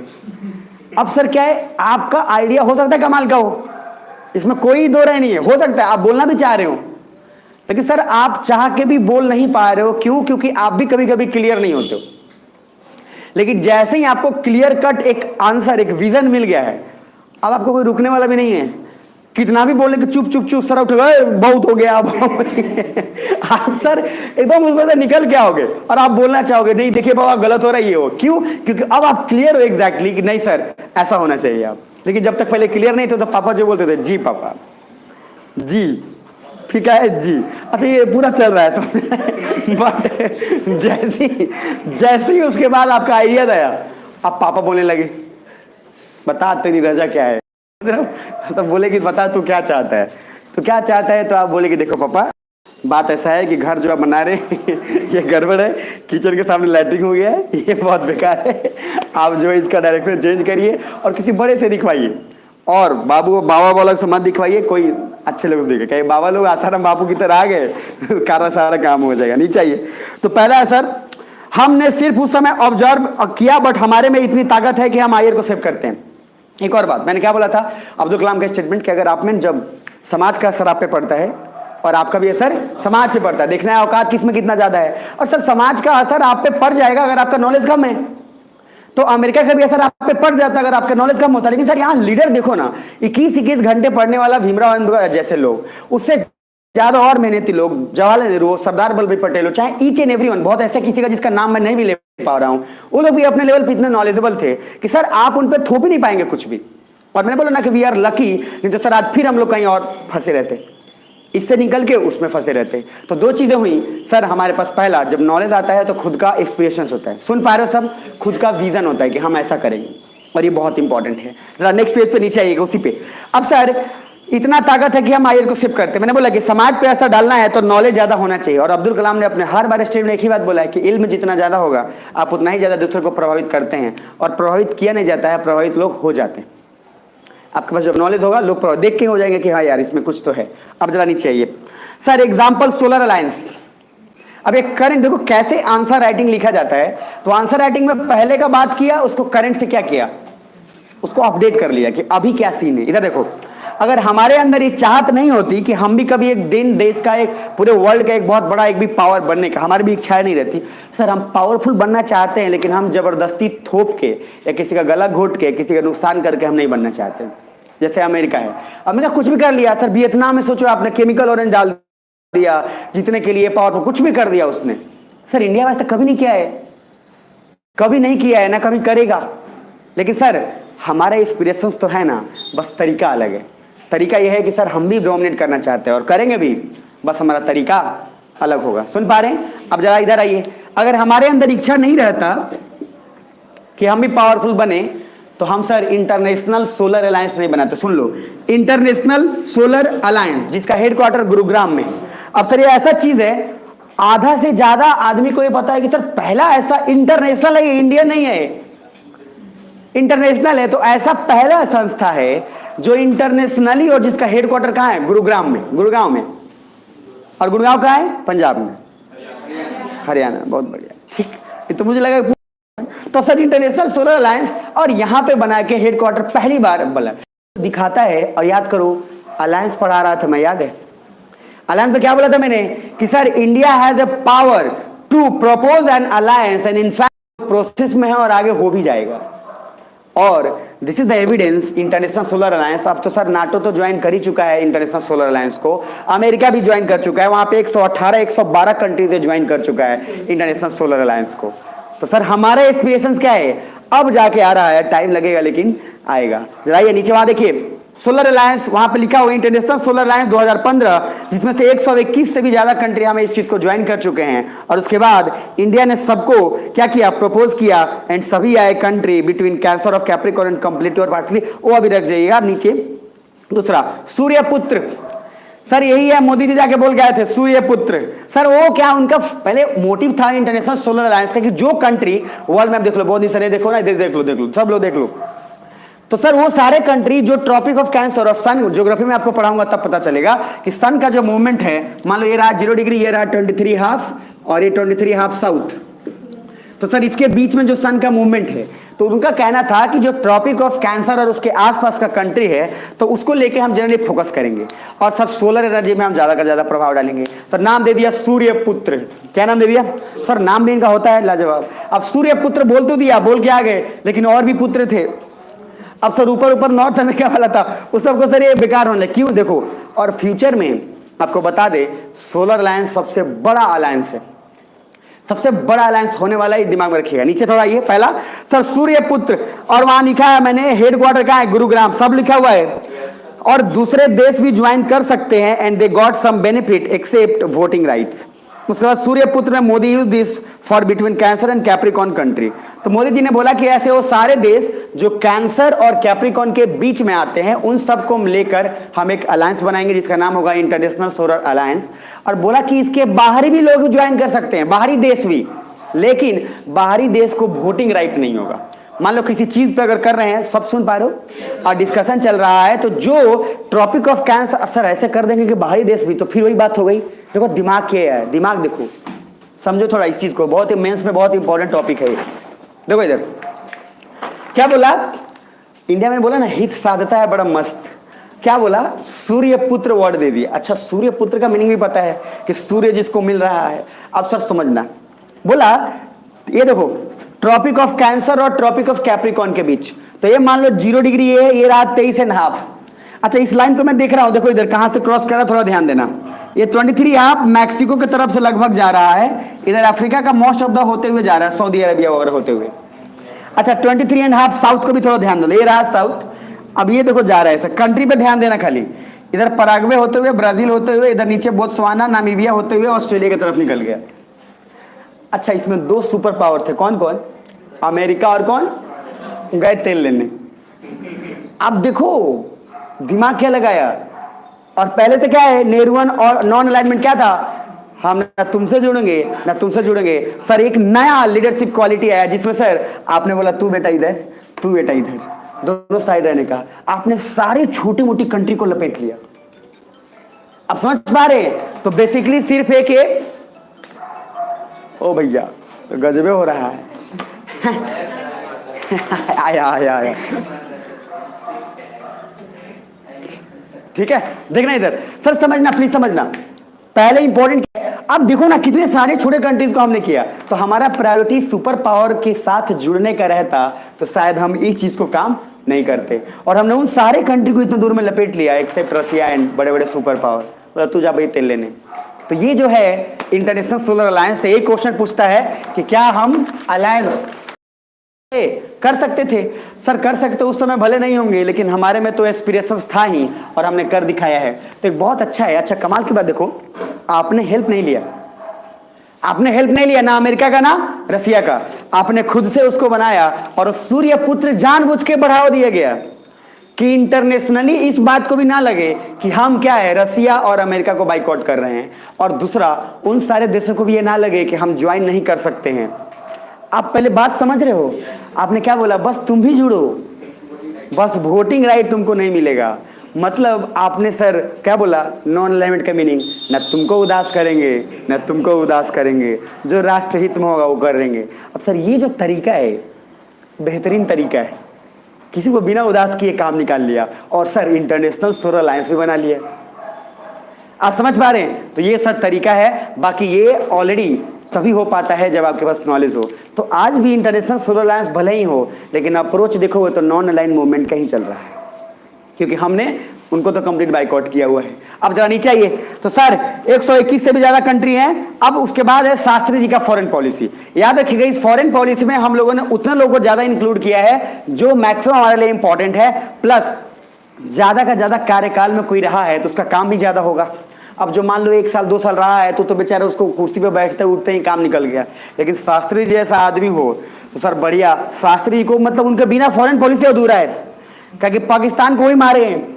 अब 1965 वाला जो काम है सर वो समझ में आपको आएगा, तो ज्यादा जरा देखो। Shastri foreign policy in 1964 Shastri become PM. तो सर 1964 में नेहरू जी का डेथ होना और उसके बाद शास्त्री जी का बनना पीएम।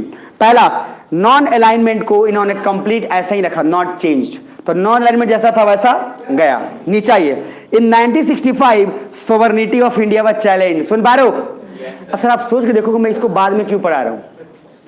अगर पाकिस्तान को मैं पहले नहीं पढ़ाता, यहां बोलता 1965 सोवरेनिटी इज चैलेंज, तो पहले आप क्या बोलते सर, ये चैलेंज क्या हुआ था? बिकॉज आपको तो पहले पता होना चाहिए ना कि 1965 में हुआ क्या था यार। इस वजह से उस फॉरेन पॉलिसी को मैंने पहले नहीं पढ़ाया, और अब फॉरेन पॉलिसी आप पूरा पढ़ोगे तो जितना भी ईयर का है पूरा रिवाइज हो जाएगा इसमें A to Z, और जो बचा खुचा रहेगा वो ऑलमोस्ट फिर आगे 2 चैप्टर 2 कहानी में फिर पूरा हो जाएगा। इसी वजह से किस चीज को कहां धकेलना है, इसलिए कुछ नहीं बोलो सर पहले का पेज आपने पढ़ाया। अब मुझे को ये जो है ना वो अप्रोच, अब मैं वही बोला कि आप मेरे तक छोड़ दो। आप लोग में से कोई नहीं बोला था, आप लोग इनफैक्ट अच्छे हैं। जो मतलब थोड़ा होता है नहीं, अब जैसे आ जाता बोला सर जी वाला सर वो बड़ा डेंजर होता है, वो सीधा बोला तो इतना हुआ नहीं, आप आगे चले गए। अच्छा तो ऐसे लोग पहले ये बता देते हैं सर जिसमें पेशेंस और टॉलरेंस इतना कम हो आईएएस क्या बनेगा, वो क्या बन जाएगा? मतलब उसका तो होना चाहिए कि अरे कुछ ना कुछ रीजन से बता रहा है भाई, पहले तो सुन तो लो सनम। अरे समझ में, आधे से ज्यादा रिलेशन तो खराब हो जाता है बिना सुने हुए।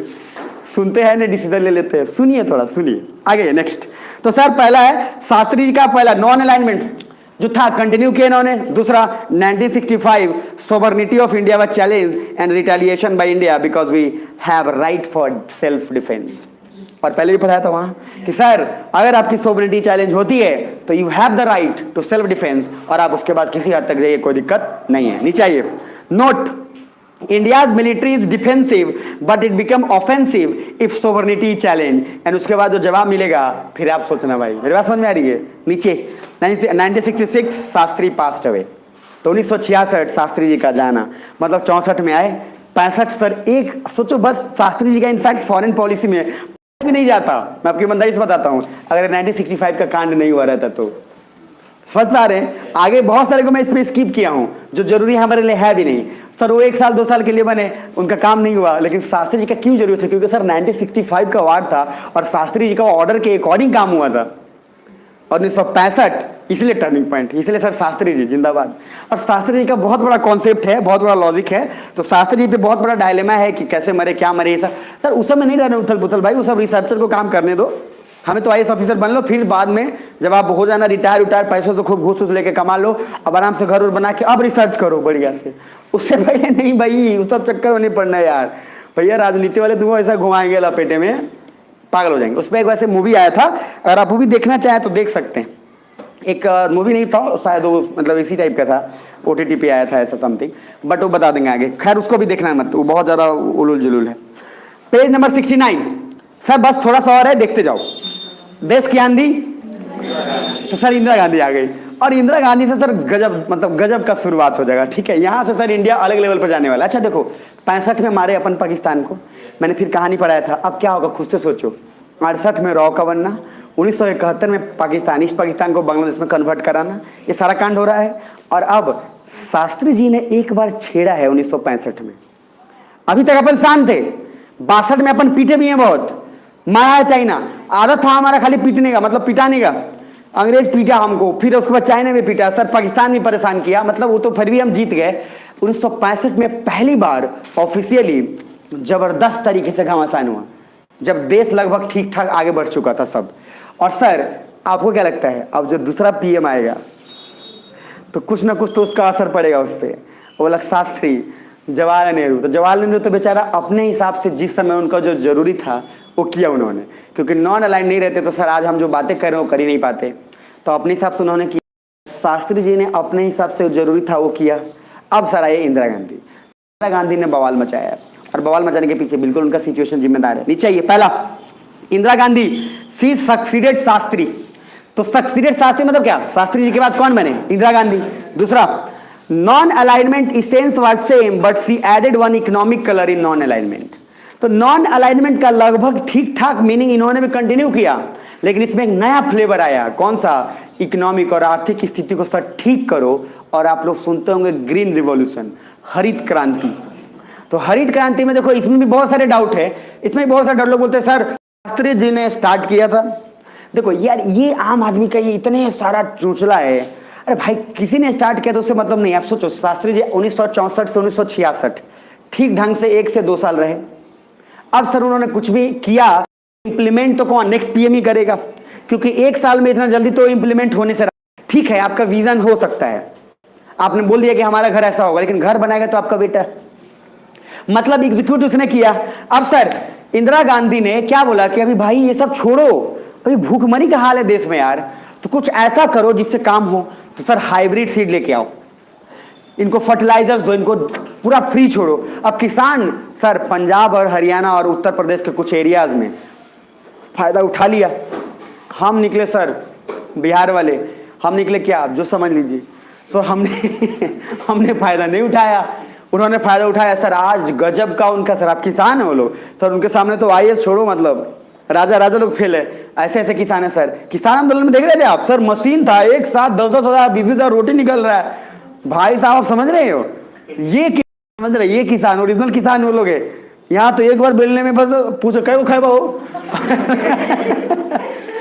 सर वहां हड़ताल है, कोई दिक्कत नहीं है, सब उतने दिनों तक रह गए, आप समझ पा रहे हैं। और कॉन्टिन्यूस हम रोटी निकल रहा है भाई, इधर सब्जी बन रहा है। सर आपका इकोनॉमिक स्टेटस दिखाता है कि आप कैसे किसान है। और बिहार के किसान आपको पता है सर, डर लगता है उसको, भाई गलती उसकी भी नहीं है ना, लेकिन गलती हमारी भी है। हमें नहीं गलती, क्यों, क्योंकि हमने सर फायदा नहीं उठाया। हमने क्या बोला, पैसा ले लिया, जाके बीड़ी धूप के सो गए। उन्होंने सर हेल्प किया, मेहनत किया, उनको पता था। और सर हरियाणा का मैंने कॉन्सेप्ट बताया था और पंजाब का एक ही कॉन्सेप्ट था पहले। इसी वजह से हरियाणा और पंजाब सीधा बोलता था हमको कोई सरकार उकार से प्यार नहीं है, जो केंद्र में है उसी को राज्य में लाओ, काहे कि मिलेगा उनका दूसरा कोई लॉजिक नहीं चलता है, गया तेले ने बीजेपी वो सब नहीं, सीधा केंद्र में अगर कांग्रेस है तो राज्य में भी कांग्रेस लाओ, काहे कि ये राज्य का जो हरामखोर है बहाना ही ना मारे कि हमको सरकार फंडे नहीं देती है। और जब कुछ हो, इसीलिए सर उन्होंने पिछले, जब भी आप देखो हरियाणा का इतिहास, हमेशा से उन्होंने एक ही अप्रोच अपनाया है, जो केंद्र में है उसको कहां लाओ, राज्य में। बिहार में देखो महापागल सब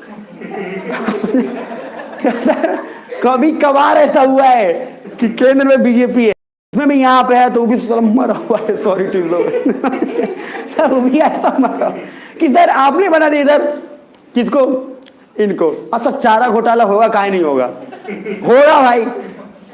यहाँ पे अगर आप केंद्र से फंड मिलता तो आप सब में बांटते, होगा चारा घोटाला होगा, ट्रेन लूटेगा सर, उसका पूरा एकदम बकरी खा जाएगा, सब लूटेगा। अब सर 2 चीजें, इधर हरियाणा ने फायदा उठाया, उसके पीछे कारण था, हमने फायदा नहीं उठाया, हम पीछे रह गए। एक एक किसान ऐसे हैं वहां पे, कभी पंजाब मौका मिले, वैसे आप आईएएस बनने के बाद भी जाएंगे तो भारत दर्शन तो फ्री में हो ही जाएगा, तो कोई दिक्कत नहीं है, लेकिन फिर भी मौका मिले तो कभी जाइएगा, क्या गजब लगेगा आपको। सर घर है, मतलब घर के अगर जरूरत से मर्सिडीज तो कोई पूछ नहीं रहा है, भाई मर्सिडीज ऑडी लगा हुआ है यहाँ पे, तो एक खाली मर्सिडीज ऑडी छोड़ो, एक यहाँ फॉर्च्यूनर रहेगा तो लोग पागल की तरह सर नोच के खाने लगेगा। अब वहां पे सर कोई पूछ नहीं रहा, सर छोड़ो, आंखों से देखा हाल है मेरा, रोहिणी और वहां से बॉर्डर नजदीक है हरियाणा का, सर उस सब लेके आ रहा ऑडी पे सब्जी, भाई सब्जी ले बेच, सब्जी बेच रहा है भाई, ये दिमाग खराब, उधर स्कॉर्पियो से सब्जी पे निकाल, पूरा मुरेठा बांधा सब्जी बेच रहा है, ये ऑडी उड़ी, ये देख के दिमाग खराब है यार। अच्छा जाके कभी देखना, लाइन में लगा हुआ है दिल्ली में गाड़ी, और यहाँ देखो सर, यहाँ तो वैगनर लेके आया तो पूरा गांव में क्या, पूरा लगभग कहाँ तक मैसेज चल गया भाई वैगनर लिए। तो सर स्टैंडर्ड लिविंग का फर्क है। लेकिन जैसी हरित क्रांति हुआ, दो चीजें हुई। सबसे फर्स्ट सब्सिडी हो। अच्छा, जब केंद्र सरकार किसी चीज को प्रमोट कर रही है तो आप जाहिर से एक बात सोचो, ज्यादातर हम लोगों ने क्या सोचा, कुछ एरिया सोचा कि ऐसे एरिया जो ज्यादा फर्टिलाइजर है, जहां ज्यादा फर्टिलाइज भी है, जहां नाइट्रोजन भी है और अच्छा खासा खेती हो सकता है। सर बिहार भी उनमें से एक है। और आपको फिर मैं ज्योग्राफी में रीजन पढ़ाऊंगा कि जो बिहार का जो एरिया है, जो प्लेन एरिया है, आप सोचो कोई भी पॉपुलेशन कहां रहना चाहेगा, बिहार सोचो कहां पे है, मैप सोचो, ऊपर जम्मू कश्मीर लद्दाख, हिमाचल ये पंजाब ये सब है। अच्छा आते आते यूपी में आते आते समतल हो गया। अब सर आप प्लेन एरिया में रहोगे तो प्लेन एरिया में एग्रीकल्चर करना क्या होगा, आसान, तो लोग भी क्या आएंगे, लोग आएंगे तो फिर इंडस्ट्री आएगा, और इसीलिए तो सर ज्यादा पॉपुलेशन आपको बिहार और यूपी में मिलेगा। लेकिन सर इंडस्ट्री के नाम पे मिला ये क्यों, क्योंकि लोग जिम्मेदार हैं, लोग कंप्लीट ना तो एग्रीकल्चर पे फोकस किए तो कंप्लीट नहीं किए, उसमें भी कुछ खा पका गए। और सर हमारा देश का, हमारा बिहार का राज्य जब सब कुछ मिट्टी से सब कुछ भरपूर था, फिर भी हम पीछे रह गए। पंजाब हरियाणा तो फिर भी हमसे ऊपर है, मतलब कि वो हमारा उतना प्लेन एरिया में नहीं है जितना एरिया में मतलब हम हैं, मतलब उनका तो थोड़ा फिर भी एक पहाड़ी एरिया पे आ ही जाता है उसका झलक। फिर भी सर उन्होंने जबरदस्त मेहनत किया, अपना काम कर लिया, और हम वहीं रह गए, हाथ घुमाते रहे। अभी अब जरा नीचे आइए, सबसे नीचे तो साहब फर्स्ट इसमें इंदिरा गांधी जी ने क्या किया, पहला इन्होंने क्या किया, नॉन अलाइनमेंट को सेम रखा, लेकिन सर इकोनॉमी को खूब बूस्ट किया, और उसमें बोला जितना सर पहले वो खत्म करो। उसी में सर HYV सीड का कॉन्सेप्ट आया। HYV क्या है, high yielding variety of seeds, normal जो आप जानते हैं, मतलब क्या सर, एरिया तो उतना ही है, पॉपुलेशन तेजी से बढ़ रहा था। अब सर ये दोनों को बैलेंस करने के लिए हमारे पास एरिया तो बड़ा कर नहीं सकते थे, हमने सोचा ऐसा सीड लगाओ जिसमें उपज क्या हो, ज्यादा हो, और हमने लगाया और जबरदस्त उसका काम हो। और इन्वायरमेंट में पढ़ाऊंगा, गजब मजा आएगा वहां, देखना नीचे आइए, नहीं इंडियन ज्योग्राफी में पढ़ाऊंगा। पहला है shift in, that is independent, national intent, autonomy, all has same, but इसमें इकोनॉमिक कलर ज्यादा जुड़ गया। मतलब इंदिरा गांधी के समय आते हैं तो इकोनॉमी पे फोकस और क्या है, बहुत ज्यादा बढ़ गया। सुन पा रहे हो सब, बस ज्यादा देर नहीं, थोड़ा देर और बोलो एक बार तेजी में, जोर से नीचे से। अब सर आना, shift in leadership aspiration because we have developed economy of country to some extent, so we share with other country for larger global welfare. दो चीजें हुई, पहले क्या बोला कि सर लीडरशिप हमारे में चेंज हुआ। अब हम क्या है, क्योंकि मैंने बोला था कि जब आपका पेट भर जाता है तो आप दूसरे को देना पसंद करेंगे, तो हमारा पेट जब धीरे धीरे बढ़ना शुरू हुआ, जब भरना शुरू हुआ, बढ़ना नहीं भरना, तो जब तो हमारा जब भरना शुरू हुआ, क्या बोला था, कफन मैंने पढ़वाया था लगभग सबसे, कफन पढ़े थे ना, तो जब उसको खा लिया खुद, पेट भर गया उसका, तब उसने क्या किया, भिखारी को दिया। तो ये दिखाता है कि सर अगर इंसान का खुद पेट भरा हुआ है तो खुद ब खुद बांटना चाहेगा, पहले अपना पेट तो भरे। तो हमारा अब एक इधर, अब हम अपने तक नहीं है, अब हम दूसरों तक भी जा रहे हैं। मतलब हमने क्या बोला, चाचा अब हम सिर्फ अपना पेट तो भर रहे हैं, ठीक है, लेकिन दूसरों का भी पेट भरेंगे। तो हमारे लीडरशिप में कुछ चेंज आ रहा है। अरे नहीं आ रहा क्या, पहले हम टोटली फोकस अपने आप पे थे, अब धीरे धीरे हमारा जब अच्छा हुआ तब हम दूसरे पे फोकस कर रहे हैं। नीचे आओ, उसके बाद नोट, इंडियाज FP मतलब क्या है, foreign policy. India's foreign policy adopted global welfarism as goal which is still continuing by every PM till today. तो क्या लिखा हूं, इंडियाज का फॉरेन पॉलिसी जो है वो ग्लोबल वेलफेयरिज्म के लिए है, पूरे वर्ल्ड का भलाई के लिए है, जो स्टिल हर मतलब अभी तक हर PM उसको फॉलो कर रहा है। आज भी देखिए मोदी जी वो भी फॉलो कर रहे हैं, सब भाई हर कंट्री का जो जिसके साथ है, अच्छा भाई दे दो, नहीं है दे दो, अच्छा ठीक है, ये काम चल रहा है, लेकिन ये काम का शुरुआत तो सर बहुत पहले से हो चुका है। अब जरा नीचे ही सब वही फॉलो कर रहे हैं। 1971 she proved that if challenge then retaliation will be unimaginable. तो देश क्या दिया कि सर अगर सोवर्निटी पे चैलेंज होता है तो सर इतना मार मारेंगे कि ईस्ट पाकिस्तान में किसमें कन्वर्ट कर देंगे, बांग्लादेश में।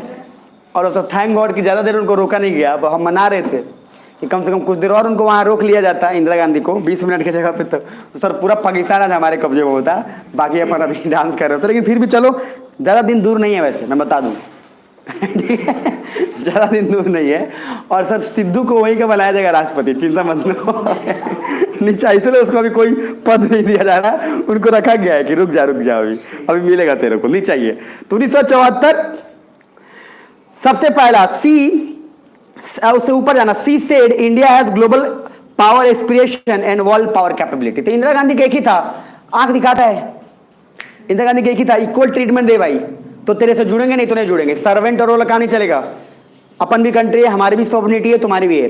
इसलिए अमेरिका को सीधा बोला भाई, सीधा सा बात है, इक्वल ट्रीटमेंट दोगे, जुड़ेंगे नहीं तो नहीं जुड़ेंगे, वी वांट इक्वल ट्रीटमेंट। इसलिए सर इंदिरा गांधी का रोल बहुत ज्यादा है। हम अभी तक जो आ रहे थे तो डरे हुए थे, सहमे हुए थे, क्योंकि सर हमको सताया गया 1962 में, फिर चाइना ने, हम इतने डरे सहमे हुए थे कि हम दूसरे से इंगेज भी नहीं कर रहे थे। फिर पॉलिटी में यही चीज वहां पे आएगा, हम सर इंगेज कर ही नहीं पा रहे थे सर, किसी से नहीं। और मैंने आपको दिन पॉलिटी में पढ़ाया था, याद करो, पहले हम क्या थे, फैसिलिटेटर थे, क्या थे, प्रोवाइडर, प्रोवाइडर से क्या बने, रेगुलेटर, रेगुलेटर से क्या बने, फैसिलिटेटर। तो प्रोवाइडर क्यों थे, हमको सर किसी से भी भरोसा नहीं था, हमको किसी बाहर कंट्री से इंगेज भी नहीं करना था, जो है हमारे पास है हम ही खाली देंगे, सर सहमे हुए थे अपन। लेकिन अब हम 1971 तक आते आते हमारा थोड़ा सा पावर बढ़ चुका है। और सर उसके बाद दूसरा चीज हुआ 1971, she prove that sovereignty challenge and unimaginable होगा। She said India has global power aspiration and world power capability. तो इंडिया के पास ग्लोबल पावर एस्पिरेशन है और वर्ल्ड पावर कैपेबिलिटी भी है, तो इज्जत देना पड़ेगा, आंख नहीं दिखाने का, निकाल के गोटियां खेलेंगे, अजर नहीं चाहिए। तीसरा 1974 इंडिया पीसफुल न्यूक्लियर एक्सप्लोजन, अरे बताया था उस दिन भी, तो 1974 इंडिया पीसफुल न्यूक्लियर एक्सप्लोजन हुआ because already she said that power means capability, so PNA peaceful nuclear explosion. Sir यहाँ दिमाग यहाँ घुमाया गया, यहाँ इंदिरा गांधी ने शब्दों के साथ खेला, और शब्दों के साथ खेलना एक लीडरशिप को आना चाहिए, ठीक है। बाकी हर लीडरशिप को सब हम कहाँ बोले थे, हम ऐसा थोड़ी बोले थे, इसका गलत मीनिंग निकाला गया है। ये आप आमतौर पर नेता लोग का बात सुनेंगे कि हमारे मीनिंग को जो है तोड़ मरोड़ कर पेश किया गया। ये तोड़ मरोड़ को क्या होता है आई डोंट नो, बट फिर भी क्या बोलते लोग, तोड़ मरोड़ को पेश किया। जैसे दिखाया गया कि एक आदमी है वो आरती उतार रहा है एक विधायक एक नेता का, तो बोल रहा है कि अब क्या हुआ, जनता था उसको, हमको अच्छा लगा तो उतार दिया भाई तुम मना कर सकते थे यार। लेकिन मैंने क्या बोला, इंडिया में जॉब टैलेंट से कम चापलूसी से थोड़ी सी ज्यादा मिलती है, जो कि गलत बात है सर डेमोक्रेसी के लिए, नहीं चाहिए। खैर, तो इंडिया ने पीसफुल पे किया। Indira Gandhi domestic economy become more inward and foreign policy more outward. Sir India Indira Gandhi ने सुनो, इंदिरा गांधी ने दो काम करी। पहली बात है कि इंदिरा गांधी का कॉन्सेप्ट आया कि सर पहले क्या करो, ग्रीन रिवॉल्यूशन। तो पहले जितने घर में भूखे लोग हैं पहले इनको पूरा ठीक ठाक करो। तो घर के भूखे लोग पे भी फोकस हमारा गया और बाहर का फोकस तो हमारा बढ़ ही गया था। क्यों? क्योंकि सर हमको पता था कि 65 के बाद ऐसे भी जो कंट्री का नज़र हम पे है, तो हमारा फोकस बाहर अगर नहीं रखेंगे तो इंटरनेशनली हमारा कोई स्टेटस नहीं रहेगा, तो हमको वैल्यू ऐसे में मिलने वाला नहीं है। तो सर हमारा जो इनर फोकस था वो भी था, और प्लस उसके बाद आउटवर्ड ही फोकस, मतलब जो देश के अंदर फोकस था और बढ़ता चला गया और बाहर का ही फोकस बढ़ता चला गया। और सीधी सी बात है, देखो इधर पहले जवाहरलाल नेहरू थे, जवाहरलाल नेहरू से थोड़ा सा शास्त्री जी पे आओ, थोड़ा बेहतर हो रहा है। अब महसूस करो, अब इंदिरा गांधी पे आ गए, अब फिर थोड़ा बेहतर हो रहा है।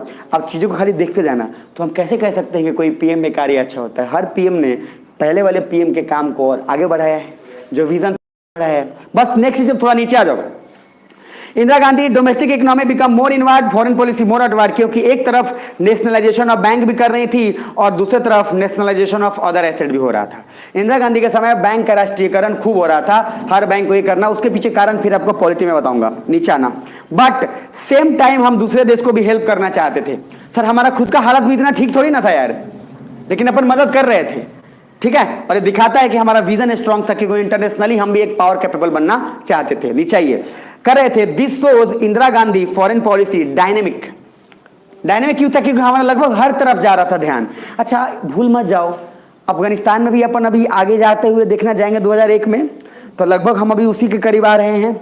अब सोचते जाओ कि हमारी स्थिति ठीक ठाक होते जा रहा है। इंदिरा गांधी ने बता भी दिया कि हम दूसरों को मदद भी करेंगे, फ्यूचर हमारा डायनेमिक है। और देखते जाओ पावर एक्सप्रेशन हमारा बढ़ता चला गया। तो सर 2001 में अफगानिस्तान में बुलाया कि नहीं अमेरिका, वहाँ गए, वहाँ पर मदद भी किया, मदद करिए, याद है ना हामिद करजाई, नीचे आइए। अब sir this shows Indira Gandhi foreign, अच्छा इंदिरा गांधी का फॉरेन पॉलिसी डायनेमिक है, किसी एक चीज पे फोकस नहीं है। लगभग देखोगे तो सर देश के अंदर बाहर और फिर उसके बाद नया दूसरों को मदद करना भी, तो नई नई वैरायटीज आ रहे हैं। आगे next, because domestic policy is different and foreign policy is different. Note, if domestic changes takes place then our foreign policy will also be impacted. Sir बात सही है, अगर आपका डोमेस्टिक पॉलिसी चेंज होता है तो सर उसका असर तो आपके फॉरेन पॉलिसी पे पड़ना तय है। जैसे आप अगर घर में हैं और बीवी से लड़ाई करके आए हैं तो बाहर के काम पे भी असर आपका पड़ेगा, जाहिर बात है। इसलिए आप टीचर, जब स्कूल में देखो कोई टीचर आता था खूब डांट मारता था, बच्चे समझ जाते थे आज पक्का मैडम से मार खा के आए हैं। अब सर वो सब बच्चे ऑटोमेटिक समझ जाते थे, आपस में डिस्कशन भी कर लेते, दोनों पे लागू है जेंडर इक्वालिटी। अब सर अगर लेडीज आए उन पर भी बोल दिया, उन्होंने गुस्सा किया तो लग रहा है कि यार सर कुछ अनबन हो गया है। अब ये क्या हो रहा है, मतलब कि अगर आपका डोमेस्टिक पॉलिसी में कुछ हैम्पर होता है तो उसका असर किस पे पड़ेगा, फॉरेन पॉलिसी पे। ये जग जाहिर है, इसमें कोई छुपा नहीं सकते आप। जैसे कि इधर अगर अच्छा हुआ तो असर भी तो अच्छा पड़ेगा। ग्रीन रिवॉल्यूशन अच्छा हुआ, बहुत लोगों का पेट भरा, किसानों का अच्छा आमदनी हुआ, किसानों को अच्छा प्रॉफिट हुआ, तो सर हमारा फॉरेन पॉलिसी भी तो स्ट्रांग हुआ जिससे कि हम इतना काबिल बन पाए कि मार उसको 1971 में, या उसके आगे फिर और डेवलप कर दूसरों की या मदद कर दूसरों की। तो सर उसी तरह से घर में अगर आपका घर परिवार में सब कुछ सामंजस्य ठीक है तो आप बाहर काम पे भी जाएंगे तो एनर्जेटिक होके जाएंगे, समझ पा रहे हैं। और बढ़िया से नहीं जम रहा है तो मुंह उदास होकर जाइएगा, दूसरा कोई तरीका नहीं है आपके पास, ऑप्शन नहीं है कि कमाना तो है आपको, समझ रहे हैं आप। मैं कैसे बता दे रहा हूँ, सुन लो, बोर हो रहे हो गया। रिलेशनशिप में जाता हूँ, जैसे नया दिल्ली में शादी हुआ था, दिल्ली में तो मैं देखा बगल में फ्लाइट में था, वहाँ पे शादी हुआ था। सुन लो 2 मिनट, 5:30 हुआ अभी तो तो क्या हुआ, दो चीज़ हुआ। अब बेचारे की शादी हुआ था तो मैंने देखा कि सर उसके बाद वो जाता था तो एकदम बाय करके जाता था, एकदम थोड़ा सा फ्लाइंग किस दिया, एकदम जा रहा है, एकदम मजे से खूब देख, अच्छा जा रहे हैं बाहर से। अब बोलो सर आप ही देखते रहते थे क्या, अरे नहीं भाई हमारा भी कॉलेज उसी समय था भाई, मेरी बात समझ में रही। और कमाल की बात है कि वो ई रिक्शा वो बुलाते थे, वही रिक्शा से मैं भी जाता था, फिर मेट्रो स्टेशन जाते थे, फिर वहां से जाते थे। तो अब दिल्ली जाए तो इधर करे, अच्छा वहां पे क्या है, उसमें क्या दिक्कत है भाई, एक दो आदमी अपन में प्यार कर रहे हैं, उससे हमें क्या, किसको खुजली, दो लोग प्यार करें, अच्छी बात है यार, हम तो चाहते हैं। अब सर वो बाय कर रहे हैं खूब अपना मच, ठीक सर 1 महीने तक चला ठीक, और कंटिन्यू मुझे भी जाना था, कंटिन्यू उनको भी जाना था, जॉब उनका भी था। सर दूसरे महीने देखा मंदिर के पास इतना लड़ रहा है दोनों, अरे चिल्ला रहा तुम्हारा बापा, तुम्हारा माँ, तुम्हारी ये, अच्छा लड़की भी गाली दे रही, वो भी गाली दे रहा है खूब। हम सर थे, हम डर गए भाई ये क्या। अच्छा उन लोग मंदिर में गए थे पूजा करने, क्या, शांति के लिए। अब सर मैंने देखा ये शांति के लिए भाई, अच्छा वो मंदिर बगल में था, बालाजी का मंदिर था, तो वहीं पे वो लोग थे। मैं बेसिकली ये कहना चाहता हूँ कि जब मेंटल स्टेटस उसका ठीक क्यों था, क्योंकि घर ठीक था, तो काम भी एनर्जेटिक से जाता था, वहाँ काम भी अच्छे से करता था, खुशी होकर आता था। जैसे यहाँ से प्रॉब्लम शुरू हुआ सर, आपके वर्किंग लाइफ पे भी आपका घर का असर पड़ना शुरू हो जाता है। जग जाहिर आप छुपा नहीं पाएंगे, कितना भी कोशिश करेंगे नहीं छुपा पाएंगे, सामने वाला देख के समझ जाएगा कि घर में ठीक ठाक नहीं चल रहा है, पूछ लेगा आपसे। तो बेसिकली मैं ये कहना चाहता हूँ कि आप लोग से एक रिक्वेस्ट है, क्योंकि मैं इस चीज़ का भुक्तभोगी हूँ, आपको मैं बता रहा हूँ नॉर्मली। भुक्तभोगी कहने का ये कि आप सर अपना देखो कि अपना घर पहले उसको ठीक करो। बात कि आजकल का ओरिएंटेशन, आजकल का जनरेशन हम लोग का ठीक है पहले की अपेक्षा। कारण यह है क्योंकि पहले लोग समाज में सिर्फ आइडेंटिटी बनाने के लिए अपने बेटे बेटी या फैमिली को ताक पे रख देते हैं। आजकल बोलता है वो सब ना, हमारी बीवी है, हमारा बच्चा है, पहले ये खुशहाल है तब बाहर के देखेंगे, नहीं तो नहीं देखेंगे, बाकी आप जानिए। पहले का गांव में नहीं, गांव के बंटवा दिया सर, बीवी बच्चे भूखे हैं उधर बटे जा रहे, पूरी सब्जी कचौड़ी ये सब कुछ खिला दे, क्यों, नाम होगा कि फलना सिंह जो है, चिल्ला सिंह जो है, और फलना जी चिल्ला। अच्छा बच्चे को पापा यार हमारे पास नहीं है यार।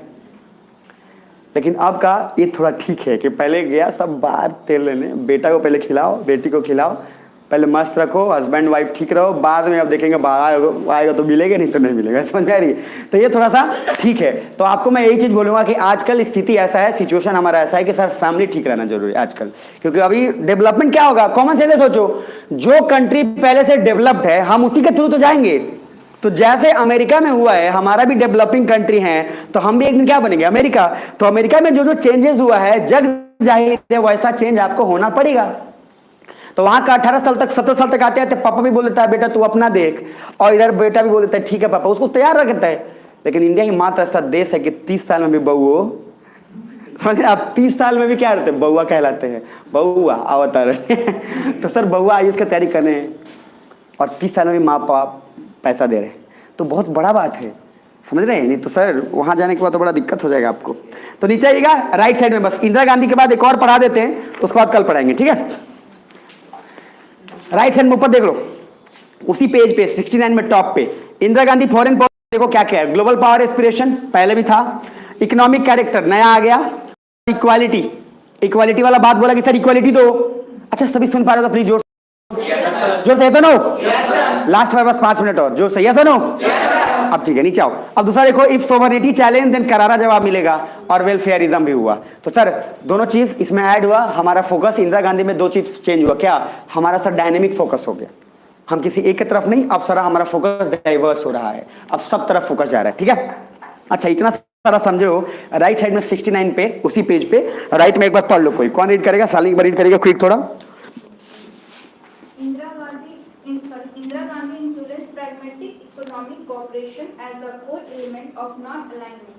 However, military states that are challenge to India's sovereignty shall have unimaginable consequences, and dismemberment of Pakistan for repeated military aggression against India proves the point. She emphasized on equality and welfareism as core goal of India's foreign policy.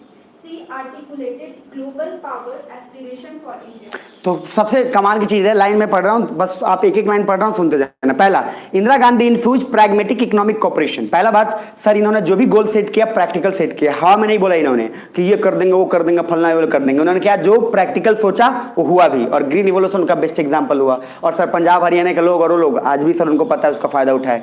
तो practical था कि खाली हवा में था? Practical था। तो pragmatic मतलब क्या मैं बोल रहा हूँ? प्रैक्टिकल। नीचे आएंगे दूसरा, however military she state that a challenge, लेकिन फिर भी बोला कि अगर सर सोवरेनिटी चैलेंज होता है तो उसके बाद जवाब जो है करारा मिलेगा। अब जरा नीचे आ जाइए। उसके बाद इंडिया प्रूव दैट पॉइंट, किस तरह से? सर पाकिस्तान को कन्वर्ट करके। हमने यहाँ पे नहीं लिखा है, ये तो देखना, ये मेंस के लिए मैं इसको पढ़वाया जानबूझ के। वहां क्या लिखा है? Dismemberment for Pakistan. हमने नहीं लिखा है पाकिस्तान बिकम्स बांग्लादेश, आपने सिर्फ बोला है क्या? डिसमेंबरमेंट ऑफ क्या? पाकिस्तान। सर मेंस में जब भी कभी आप लिखते हैं तो ये एक ऑफिशियली वर्ड ऐसे नहीं लगता, जैसे आप बोलेंगे क्या?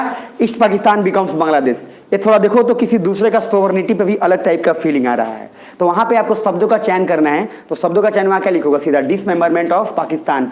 उससे वो खुद समझ गया कि आप कहना क्या चाहते हैं, दूसरा नहीं। और सर इन्होंने काम कर दिया, क्यों? ये प्रूव किया कि अगर हमको सोवरेनिटी पे चैलेंज करोगे तो सर इमेजिनेबल सिचुएशन नहीं, अनइमेजिनेबल सिचुएशन होगा। ऐसा होगा कि बेटा रोते रहोगे। नीचे आओ। तो India prove that a point, she emphasize on equality and welfarism. Equality और वेलफेयरिज्म पे फोकस किया, और डायनेमिक फोकस तो था ही। पेज नंबर 70 पे आइएगा, बस लास्ट पढ़ा देता हूं, उसके बाद आगे बढ़ेंगे। राजीव गांधी। अब सर इधर आप जब भी कभी, आप लोग का बैच यार गजब चल रहा है, बट सुन लो इधर, सुन लो पहले सुनना। आप जब अभी सिचुएशन को, मैं फॉरेन पॉलिसी को पढ़ा रहा हूं, तो इंटरनेशनली सोचोगे क्या चल रहा था। जैसे 1971 सोच लो, 72 सोच लो, फिर उसी समय इंटरनेशनली सोचो आगे क्या चल रहा है, ठीक है? ईयर वाइज आओ जरा राजीव गांधी पे, तभी आपको समझ में आएगा। पहला जैसे मैंने बोला कि मान लो जो गांधी जी हैं, तो गांधी जी मान लो 1914-15 में आए, तो आपको आयर का समय सोचना है कि 1914-15 में आया तो वर्ल्ड वॉर 1 में बिजी था, तो इसलिए गांधी जी का मूवमेंट बहुत ज्यादा पॉपुलर हो गया, क्योंकि सब उधर था, बिजी था। इधर आए अपना एकदम डंडा उंडा उठा के और बस काम कर लिए। उसका भी एक फैक्टर है, और भी उनका फैक्टर है, लेकिन सर लीडरशिप में क्वालिटी भी तो यही होता है कि कब क्या चोट करना है उनको पता भी तो होना चाहिए। तो सर ये भी तो पता है। आप बोलेंगे अच्छा वर्ल्ड वॉर था इसलिए नहीं तो गांधी जी को कोई पूछता, अरे ये बेवकूफ वाला बात। लीडरशिप तो वही है कि सही मोमेंट पे सही टाइम को जो क्लिक करे वो आपका ज्यादा है। अब सर सही जैसे आया 1914 के पास आया, वर्ल्ड वॉर चल रहा था, इधर आराम से गए, उधर गुजरात चले गए, इधर चंपारण सत्याग्रह। और सर इतना ही देर में जब तक उधर वर्ल्ड वॉर 1 में था तो गांधी जी का देखा तो नया कोई आ गया इधर। सर इतना बड़ा बोतल दिया आप।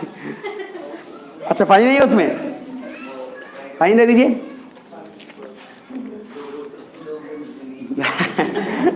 2 बूंद दवा पोलियो हवा, इधर ठीक है। नीचे आइए, बस 2 मिनट और सुन लो, उसके बाद बस कोई दिक्कत नहीं होगा।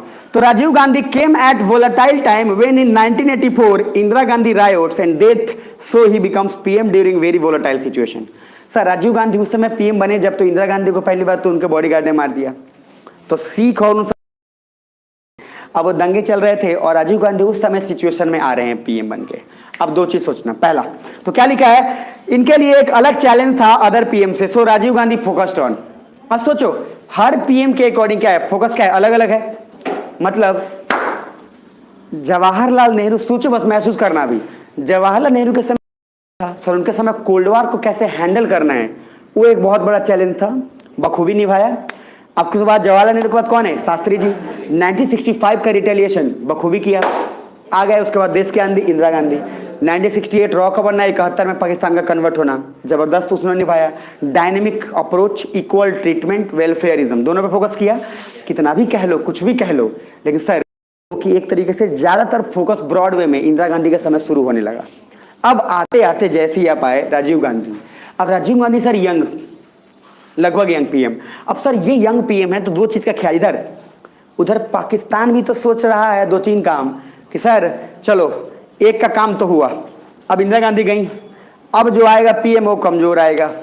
अब पाकिस्तान आपको तब बताऊंगा, श्रीलंका में सर ये इंतजार कर रहा था, पाकिस्तान ने मदद किया श्रीलंका का, सर सुनना ध्यान से, इतना आरामखोर। इनफैक्ट श्रीलंका ने पाकिस्तान का मदद किया कितनी बार, अब एक जगह नहीं, दोनों में ऐसे भाई भाई वाले टाइप। मतलब 1971 का जब लड़ाई हो रहा था, मैं वहां पढ़ाऊंगा आपको, सुनना, तो 1971 में लड़ाई हो रहा था, तो दो चीज का ध्यान देना, इंडिया ने तो अपने ऊपर ही कर दिया था ना, इंडिया ने, इधर देखो ध्यान से, ये रहा आपका कौन, पाकिस्तान।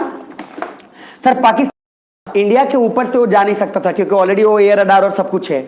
इधर देखो सर, अटैक करने के लिए तो श्रीलंका को इस्तेमाल किया गया फ्यूलिंग के लिए, और श्रीलंका को इस्तेमाल करके फिर इधर नॉर्थ ईस्ट पे अटैक किया गया। श्रीलंका मदद किया है किसका, पाकिस्तान का। सर उसको कम मत समझना।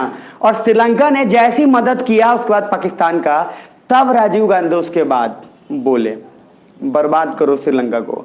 अच्छा, इनफैक्ट उसके बाद फिर पाकिस्तान, अब सर हमने भी इंतजार किया काफी, श्रीलंका को काफी किया, सब कुछ प्रमोट किया, बाद बोले बर्बाद करो इसको। अच्छा, पाकिस्तान उसके बाद काम निकाल लिया अपना, हार गया, तब इंडिया श्रीलंका से बोला कि अब बताओ, अब तुमसे बात करते हैं। उसके बाद सर बहुत चीजें हो चुकी थी, लेकिन श्रीलंका भी सर क्या बोला है, पास्ट बहुत मैटर करता है। इसलिए आज भी श्रीलंका देखो हमारे बगल में रहते हुए भी चाइना को अपना इतना सारा दे चुका, चाइना को रहने के लिए दे दिएगा। अच्छा, उसका भोगी खुद ही है वो। तो सर यहाँ पे आपसे इस बात के लिए तैयार रहिए कि 2023 के मेंस में चाहे जो भी पेपर आप दें, उसमें आप इस बात के लिए रेडी रखिए कि what is the foreign policy of India on Sri Lankan crisis.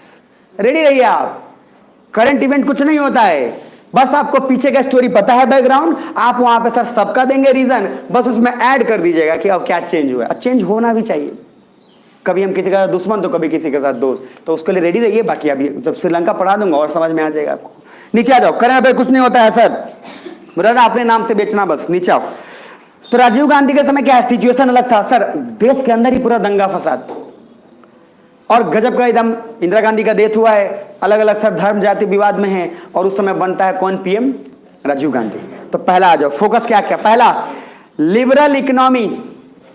और सर सुना ध्यान से, इधर राजीव गांधी सोचे भाई ये मारपीट होता रहेगा, ये मारपीट नहीं, मारपीट होते रहेंगे, पहले देश का इकोनॉमी बढ़ाओ क्योंकि जरूरी वही है। अच्छा, इकोनॉमी पे फोकस कौन किया, इंदिरा गांधी, बढ़ा कौन रहा है। तो फिर आप कैसे कह सकते हैं कि कौन पीएम अच्छा था कौन पीएम बुरा था। अब देखो जरा, अब महसूस करो, प्लीज महसूस करो।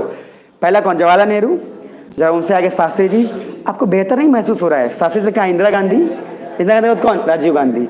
सर एक पीएम दूसरे हवा दे रहा है, एक काम दूसरे काम को और बढ़ा रहा है, और हम लोग यहाँ मुंह उठा के आवाज नहीं बोलते रहते हैं कि ये खराब था वो खराब था, ये पार्टी खराब। अरे कोई पार्टी नहीं, पीएम देश का होता है भाई, पीएम किसी एक आदमी का नहीं होता।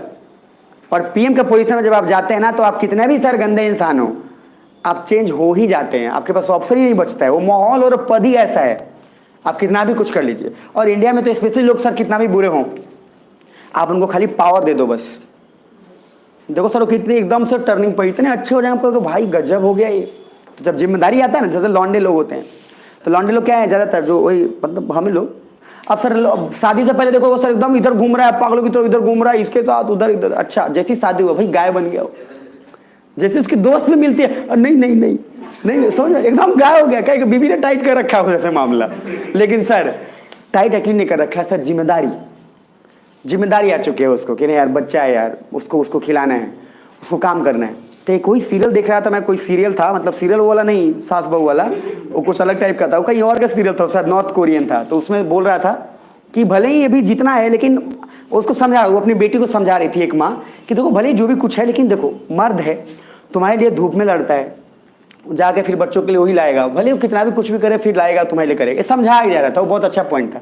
तो बात सर क्या हो जाता है, 2-3 चीज़ें चेंज हो जाती है इसमें। सबसे फर्स्ट कि आप कितना भी किसी सिचुएशन में हो, हमारे पीएम चाहे जो भी है, हर किसी का सिचुएशन भले ही अलग था, लेकिन हर किसी ने एक दूसरे के बात को आगे बढ़ाया है। ये किसी ने नहीं बोला कि वो पीएम रद्दी था, इसका बात खत्म, आज से मेरा शुरू। ये कहाँ होता है? पाकिस्तान में होता है। ये और कहीं नहीं हो सकता है सर, ये पाकिस्तान में होगा। अब जैसे कौन था? इमरान खान। अच्छा, इमरान खान अब गया, अब सर शोएब अख्तर साहब आएंगे, देखिएगा धीरे धीरे, चिंता मत करिए, पूरे प्लानिंग में है वो। तो ये जो काम है वहाँ पे बस एक ही काम है, लूट हसोद का काम है। अच्छा, पीएम बना तो उसको कुछ फर्क ही नहीं पड़ा, उसको अपना लूट हसोदना है, लेकिन इंडिया का पीएम सर अच्छा होता है। खैर नीचे आइए। तो दूसरा है पहला लिबरल इकोनॉमी। तो क्या बोला गया कि सर ये सब मारपीट वगैरह छोड़ो, पहले क्या करो सर, इकोनॉमी को और क्या करो, बूस्ट। तो इंदिरा गांधी ने शुरू किया, राजीव गांधी ने और बढ़ावा दे दिया। अब देखो उसी समय 1984 से समय सोचो ना, उसके बाद से हमने चाइना से 2 बातें पूछी। इधर बोला था मैंने कि या तो तू बॉर्डर का जो डिस्प्यूट है वो सुलझा, या फिर तू हमसे बिजनेस कर। ठीक, हमने क्या किया, इधर ईगो फीगो सब रखा साइड। राजीव गांधी का स्टेटमेंट था 1962 को हमें भूलना पड़ेगा और उससे आगे बढ़ना पड़ेगा। क्यों? क्योंकि हमारे राष्ट्र हित में अभी जरूरी है कि हमको चाइना से जुड़ना पड़ेगा। तो हमारा नेशनल इंटरेस्ट अब ऐसा था कि हमको चाइना से जुड़ना पड़ेगा सर, नहीं तो सर हम कोलैप्स हो जाएंगे कंप्लीट, और इस समय तक स्थिति हमारी और बेकार हो जाएगी। समझ पा रहे हैं मेरी बात? नीचे आइए। तो पहला लिबरल इकोनॉमी में बोला मैंने outward economy, while Indira Gandhi was focus on inward economy, क्योंकि वही देशों पे उनका भी ट्रस्ट भी नहीं हो रहा था। तो सर इंदिरा गांधी का भी ज्यादा फोकस आपका इनवर्ड और आउटवर्ड पे दोनों था, लेकिन इंदिरा गांधी का अभी तक भी तो डर रहेगा, कहीं ना कहीं राजीव गांधी का फोकस क्या है, ज्यादा होगा कंपेरेटिवली किसके, इंदिरा गांधी से। क्योंकि अब हमें लग रहा है कि नहीं, बाहर के कंट्री से अगर नहीं मिले सर हमारा फिर डमाडोल हो जाएगा काम। सुन पा रहे हो सब? बस 2 मिनट और हो गया, खत्म। आ जाओ नीचे। पहला बात, क्योंकि Rajiv Gandhi said it will faster economic development of India, इसलिए उन्होंने क्या बोला कि सबसे पहले इसलिए ही focus on engaging with anyone who can help in faster development, and इसलिए Rajiv Gandhi tied up with US and China, क्योंकि 1962 के बाद वी नेवर लुक आउटवर्ड, क्योंकि चाइना के हरकत के कारण हम दूसरे देश पे एंगेज नहीं कर पा रहे थे।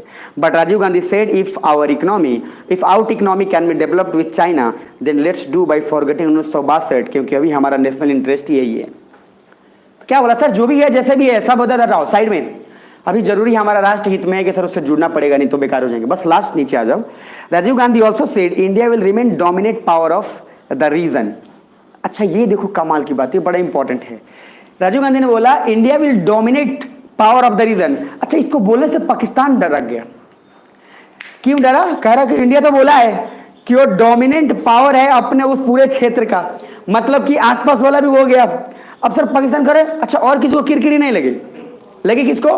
पाकिस्तान को। और जब देखना उसी समय सर न्यूक्लियर एक्सप्लोजन और 1984 बोला था पाकिस्तान और सब कुछ डेवलपमेंट कर रहे हैं। नीचे आओ। पहला, क्योंकि indirectly first time you said कि वी असर्ट पावर, बट पड़ोसी देश स्पेशली पाकिस्तान को अच्छा नहीं लगा क्योंकि हमने रीजन शब्द का इस्तेमाल किया, लेकिन ये क्षेत्र कहाँ तक है हमने कुछ नहीं बोला। तो हमने बोला हम इस एरिया के पावरफुल हैं, लेकिन कौन एरिया तक हमने बोला नहीं। पाकिस्तान कह रहा है खाली क्षेत्र बोला है, भाई हम लोग को तो कुछ बोला नहीं। तब देखो वो इंडिया है, तो इंडिया में तो अरे तो पाकिस्तान तो खैर अपना ही है, उसमें कोई दिक्कत नहीं है सर। इसमें राजीव गांधी का ये जो आया इधर, इंदिरा गांधी ने भी तो डोमिनेट किया 1971 के जवाब। राजीव गांधी का और यंग ब्लड, इसने और जबरदस्त उधर फैला दिया। इसी समय श्रीलंका का भी काम होगा। अब जा नीचे आओ। नीचे, if adversaries develop nuclear capability so India will, because if sovereignty challenge by nuclear weapon then India will retaliate with the nuclear weapon. तो राजीव गांधी की एक बात नहीं बोलते, जब आप यंग रहते हैं तो अगर ईंट का जवाब तो ईंट से कि पत्थर से। तो यंग में 2 चीज होता है कि सर जैसा मारोगे वैसा मारे। राजीव गांधी भी बोले देख भाई, अच्छा पाकिस्तान तब तक डेवलप कर रहा है क्या न्यूक्लियर वेपन? अरे मैंने पढ़ाया था ना पाकिस्तान में न्यूक्लियर वेपन कैसे डेवलप हुआ, हमें पता भी चल गया। ये जानबूझ के राजीव गांधी ने बोला कि we will be the dominate power of this region, जानबूझ के बोला पाकिस्तान को किरकिरी लगे, क्योंकि पाकिस्तान हमको आंख दिखाना शुरू कर देता किसके लिए? न्यूक्लियर पावर के लिए। तो हमने भी बोला अगर पाकिस्तान जवाब न्यूक्लियर वेपन से चाहता है तो अपन भी जवाब किससे देंगे? न्यूक्लियर वेपन से। अब जरा नीचे आइए। नोट, इंटरव्यू में we are not dominate by nature. Interview में कभी मत बोलना कि हम पहले बोले थे कि क्या हम पावर असर्ट करते हैं, नहीं करते। हमने बोला था बट अगर हमारे सॉवरेनिटी को कोई चैलेंज तो हम पहली बात, we are not dominate by nature. हमने इसलिए कहा डोमिनेट कि अगर पड़ोसी देश हमारे साथ सोवरेनिटी पे चैलेंज करता है तो हम भी डोमिनेट करेंगे इन द रीजन।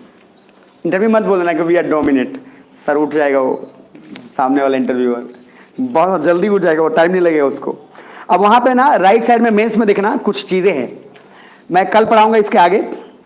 राइट में एक और चीज़ देख लो, पेज 71 पे नरसिम्हा राव होगा, देख लो एक बार 71 पे सिर्फ देख लो। नरसिम्हा राव के बाद होगा, उसके बाद आई के गुजराल, और आई के गुजराल के बाद आगे जाओ मनमोहन सिंह, उससे पहले वाजपेयी जी होंगे, और वाजपेयी जी के मनमोहन सिंह के बाद कौन आएंगे? मोदी जी आएंगे, और फिर उसके बाद है नेबरहुड।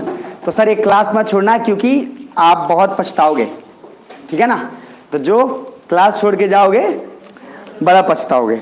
तो जरा देख लो इधर ध्यान से और समझ लो।